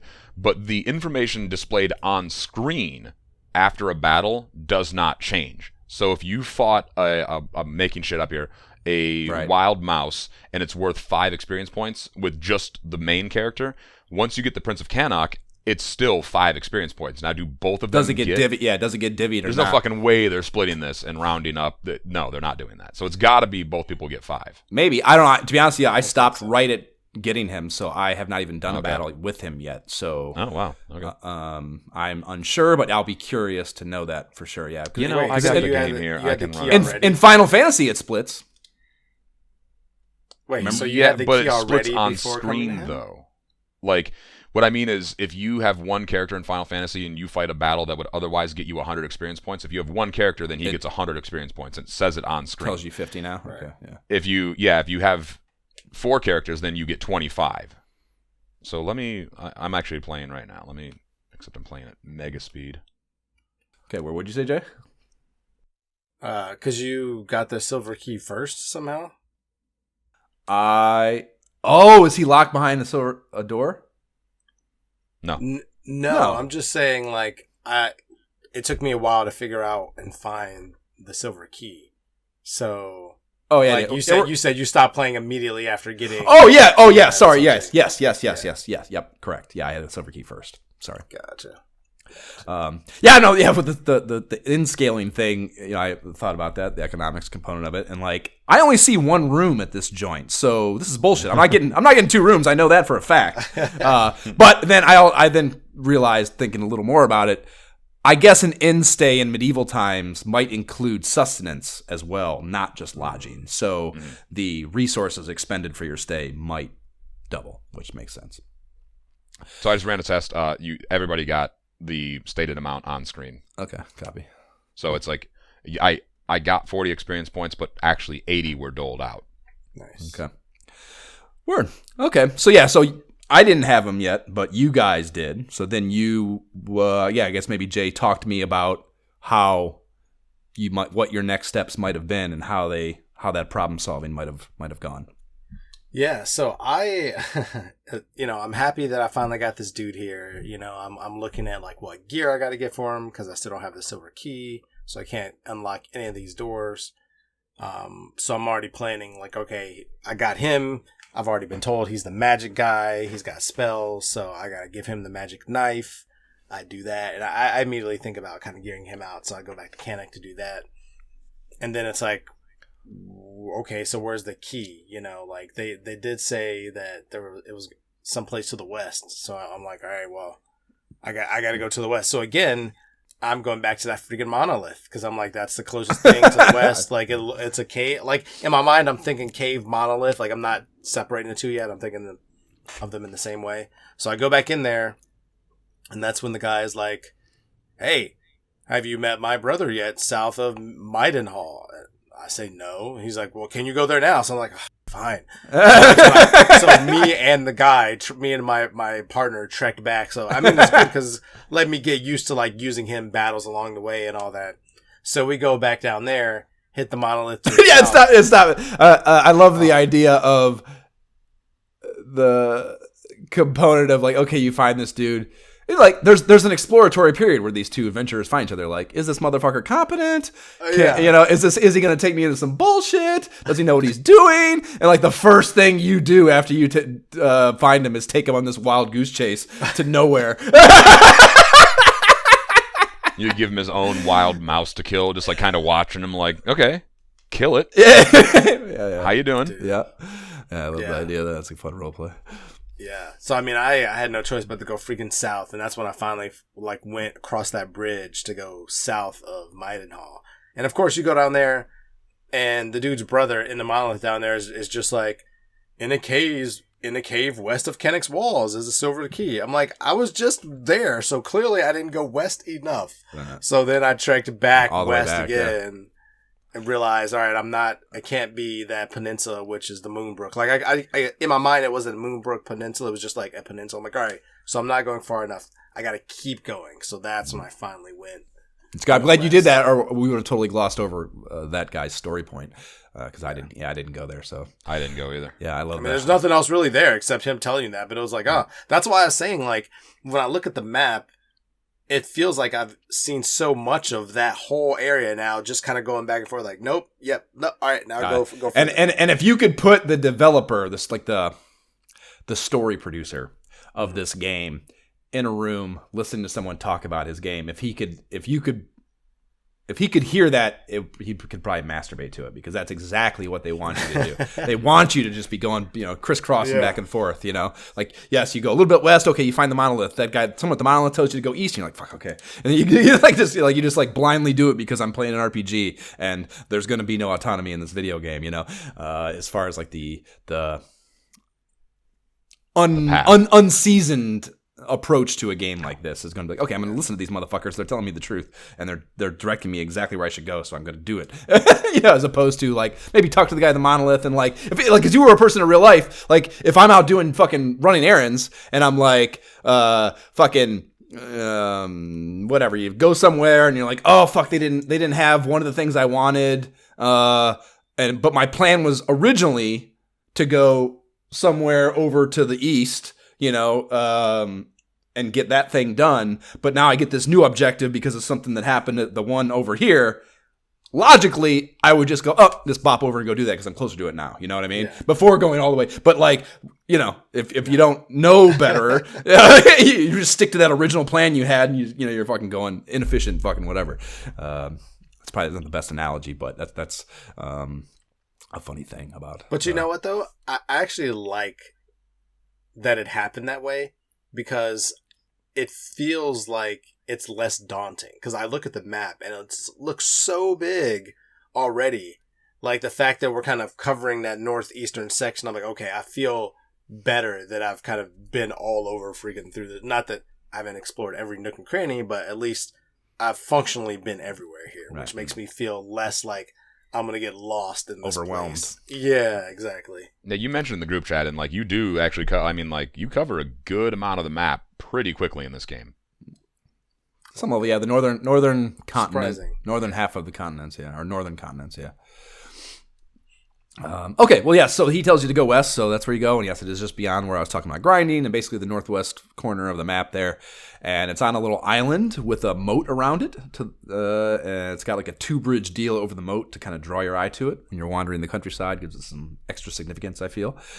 And inside is a lot of the same enemy shit you see outside: big rats, ghost mice, and cobras, which we haven't mentioned yet, but those are interesting and can also poison you. And there are some magic ants added to the mix. That's a new enemy in here. And their very formidable sleep spell can be a shock if you don't know it's coming. And then you realize it's coming, and it's really not that big of a deal at all. I was going to say, how much did that affect you? Because I saw the magic ant, and I immediately directed all damage to it first, just in case. Because I don't know what's coming. Magic, yeah, sure. Exactly. Yeah. Well, see, keep in mind, guys, I don't have a companion when I'm in here, so they were more of a problem for me. Game on hard mode. Yeah.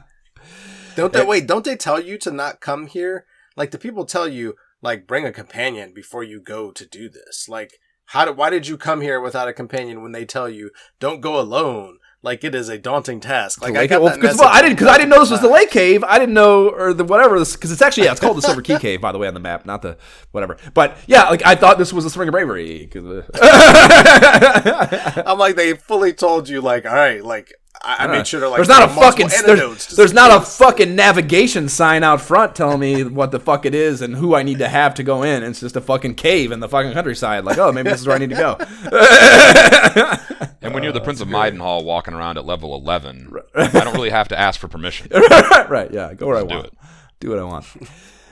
So this is actually a 2-level deal, and on the second level, they introduce magicians and centipods, as we talked about earlier, a real motherfuck.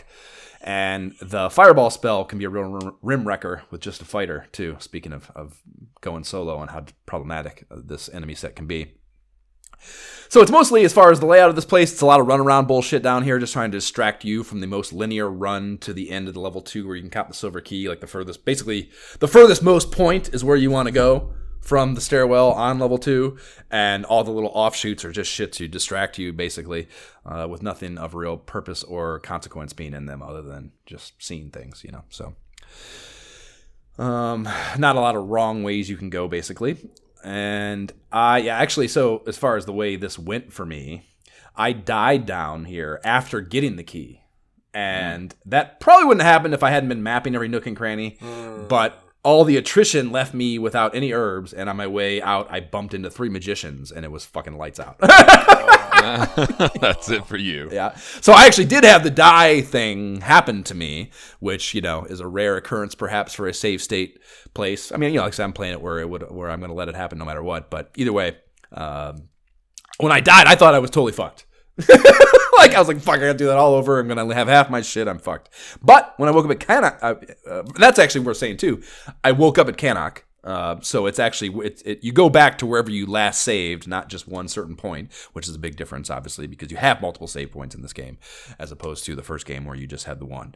So, but when I woke up, the king revives me, and I still had the key, which was super sexy to me. So whatever you get up to that point, item wise, you actually keep even if you die, which is not the case with all NES games. I think very distinctly of the Death Mountain sequence in in Adventure of Link, and all you're trying to do is so this one has it. All you're trying to do is you just need to get that motherfucker and the hammer, and it doesn't matter if you die after the fact. It doesn't matter. You're gonna have it, but not every fucking game is that way.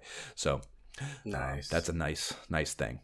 I wasn't sure about that because I also, after I got the key, I was kind of like, all right, I want to make it back here without dying. Like, I wasn't sure, I don't think I'd gotten the heal spell yet for the companion. So I was just kind of like, oh, I got to get out of here, like or I was running out of magic anyway. And I had gotten the wings of wyvern that teleport you out, right. But I wasn't sure. Like, for some reason I was unsure about using it. So I was just like, nope, I'm just running from stuff, trying to get out of there just in case I die and have to start over without it. Well, the thing too, worth noting, I actually took the note, but I had not saved at Cannock. So it's just whatever nearest one. So I hadn't. You would assume at most it would be wherever you last saved. But not the case. I just whatever. I don't know if it's just talking to the king or if it's just the closest one in proximity. I'm not entirely sure. But I definitely had not saved because I'm save stating. I don't need to save Imperial Scrolls of Honor. So. Interesting. I actively started to. I made a conscious choice to try to save at those places more and not save state, to be more pure to the game. You know what I mean? I'm trying not to save state. So I'm stopping at the castles and talking to them, recording my deeds just to kind of like establish that. This happened. Yeah. I don't know. It's got to be. I don't know. Yeah, it's cute. I guess. Yeah, man. I don't know. It's hard to say. I want to say, do you have control over it? It's like, do you want to? Can you make the choice of okay, I need to stop here because I want to save it. Especially once you start going all over the map, you want to kind of route yourself to a certain region. So I'm gonna save at this fucking particular Imperial Scrolls of Honor stop. So if I die doing this, I'm going to go back there as opposed to, I wonder how much control you have over it and what the actual thing is, That's exactly how I understood it to be. So I specifically saved at Cannock, and then, after we finished the save point, I went down to Moonbrook. Once I make it down there, I was like, yep, recording my deeds here because this is kind of more enemies, higher level. I want to grind here. If I die, this is where I need to come back. This is where I'm setting up shop. Yeah. So that's all there is to do here is to grab that key, and then once you have the key, you can now do your silver key tour. And as far as what options you have with this key that you've been to already, Leftwin has the one door that's in the weapon and armor shop, and it's like an annex of it, I guess, there's a lottery shark in there, and so you get to play your first lottery. If you've been holding on to a ticket, you can anyways. And I actually hit on my very first play.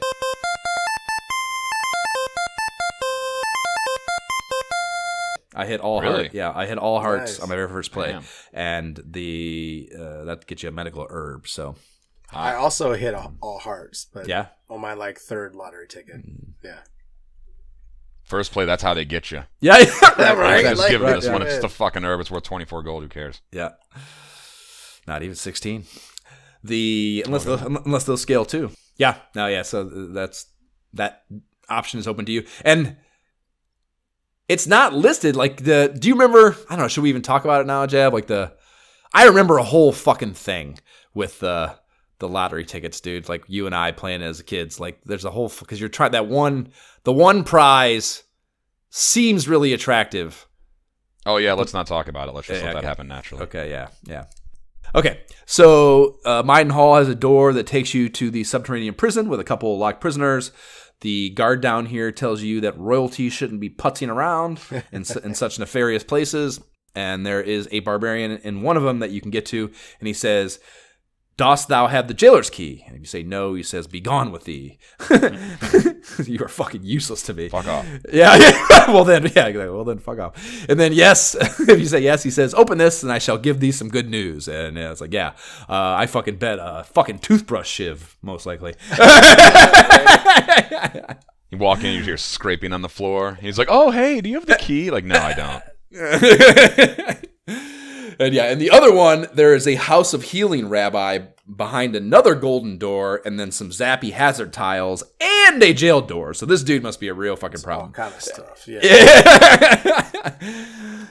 And then there are 2 doors on the west side with some new townsfolk chatter cooking behind them. There's a merchant behind one that says, a dragon's bane is a magic charm. It is said that it may keep one safe from the spell. And then the damsel here says, Todd is still inexperienced. Return here in thy need. Which are perplexing statements. They don't seem related. Right? Or they don't seem properly related. Damn, the lady told you you're inexperienced. Yeah. That's rough. And that you need something from her. Maybe that's how they connect. Like, she's saying you're inexperienced. You need something from me. Work hard to get it. You're gonna have to come back. You have to come more correct than that. Yep. And that's it. That's all there is. Were there any other doors that you guys found that I fucking missed? I actually forgot to open the doors, so it doesn't much matter. Yeah, I had actually thought we were going to do that in episode 2, so I'm glad we talked about it now. Because that's pretty much all there was. I was kind of disappointed. Like, man, all right, I guess that's it. Yeah, it's not nearly as much of a payoff as it is in. No, because there's Final many Fantasy. Different keys, like as you can see in this game. So Right. There will be the payoffs intro to key. come. Yep. I'm running an experiment right now. Well, if I can do it correctly, where I found the silver key earlier, and fortunately I had saved, but I was just kind of clicking through it, and it was like, "Hey, your inventory's full. Do you want to drop something from the silver key?" And I was like, "No." And then I was like, "Oh fuck." Oh I yeah. need that. Yeah, I'm curious to hear this. Yeah. Yeah, so I'm getting back to it now.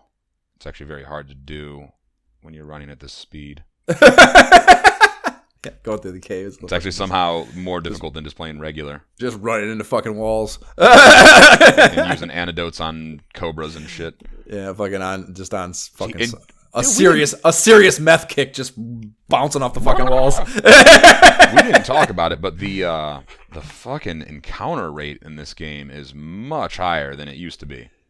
Yeah, I mean, it's like every other step you get in a fight. I would buy that. Yeah, it can definitely be. I mean, like the random encounter. So theoretically the seating can be whatever. And Sure, I mean, if it's just a roll of the dice, then yeah you can roll 100 times in a row. Sure. Yeah. Okay, so I found the key, didn't take it, left. I searched the ground, wasn't there, left, came back to the key, I search again, and I found the silver key. So they won't let you ruin the game. So it reseeds it. Okay. Yeah.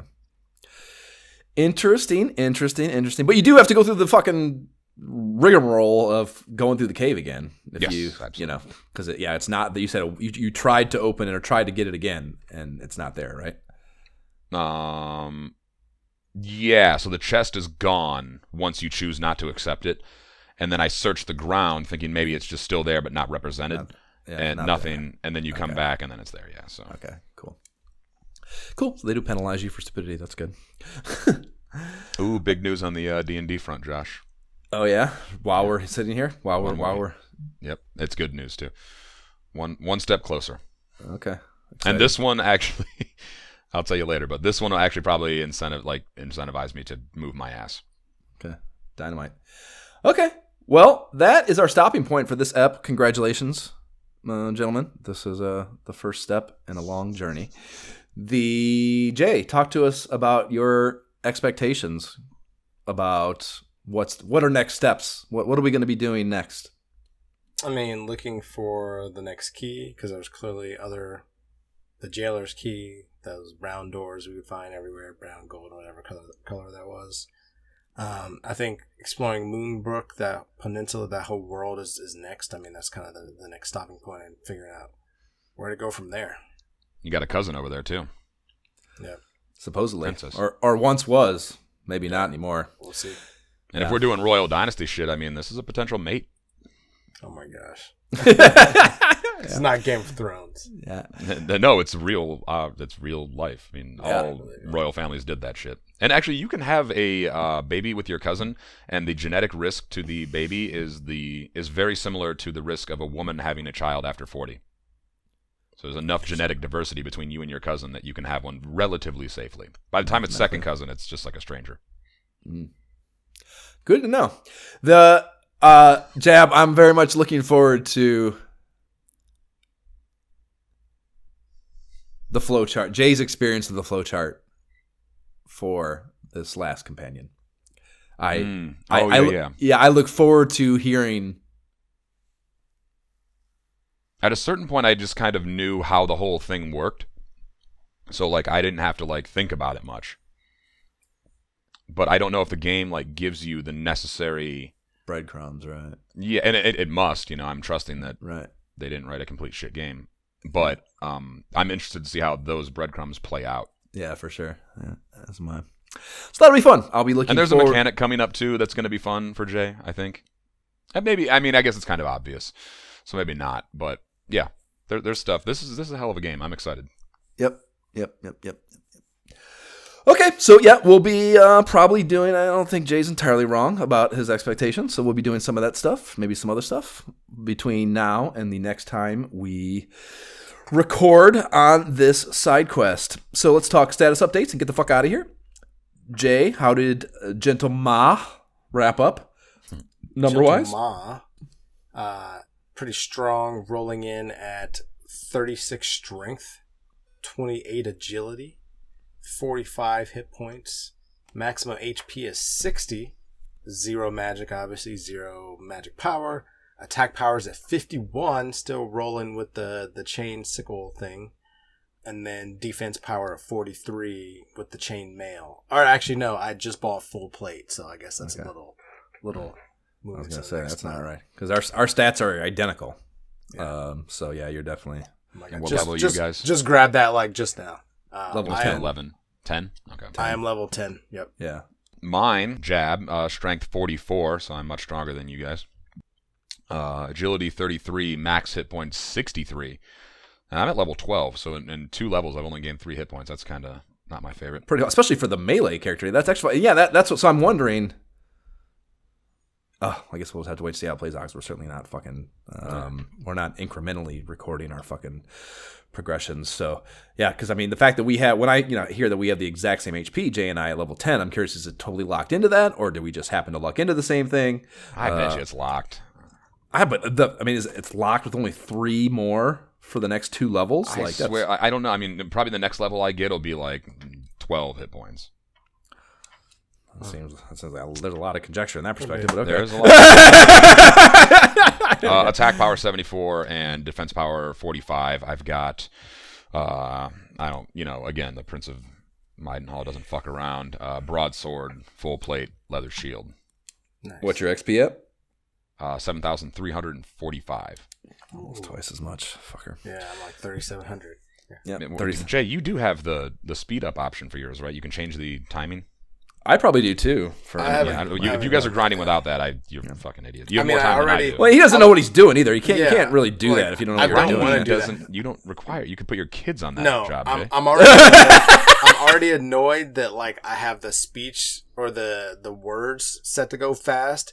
Because like sometimes they're going by so fast, I'm like I didn't even read all of that, so like I would not. We've talked about this. It doesn't knock shit off the screen. If it doesn't, yes, it does. It absolutely 100% does. Oh, it doesn't? If it's not a spot that doesn't have the arrow, where you can where there's another bit of dialogue. If it's just like a paragraph that pops up and it goes, then it goes. Because I was like, it's happened multiple times. Because I bitched about that. We've bitched about that before with previous things. Like it doesn't have any. Why the hell you choose? You can't fucking get past it. Like yeah, because I'm like, darn it! Like I just set it to default. Like I defaulted that, and I'm like kicking myself. That's Jay's too old to fucking for the message speed. That's great.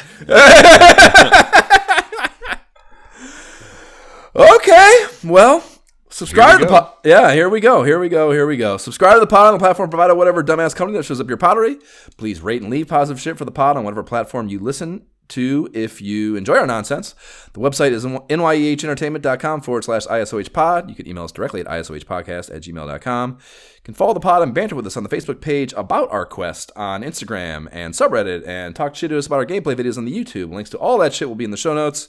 We don't have a Patreon, but if you like giving money to things podcasters tell you to and would like to support our direction, the Able Gamers Foundation creates custom gaming rigs for gamers with disabilities, and that's cool as fuck, and we'll be happy to take your holiday donation. AbleGamers.org is where you can find them. T-shirts are on the website. They're dope, and proceeds on those after pod expenses go to Able Gamers. Jab, what are your socials? Yeah, right. I love it. Jay? Gentleman JB without the second E is pretty much where you can find me everywhere. And I am on Instagram at MyShiftKeyIsBroke. I am on Twitter at Josh Folan.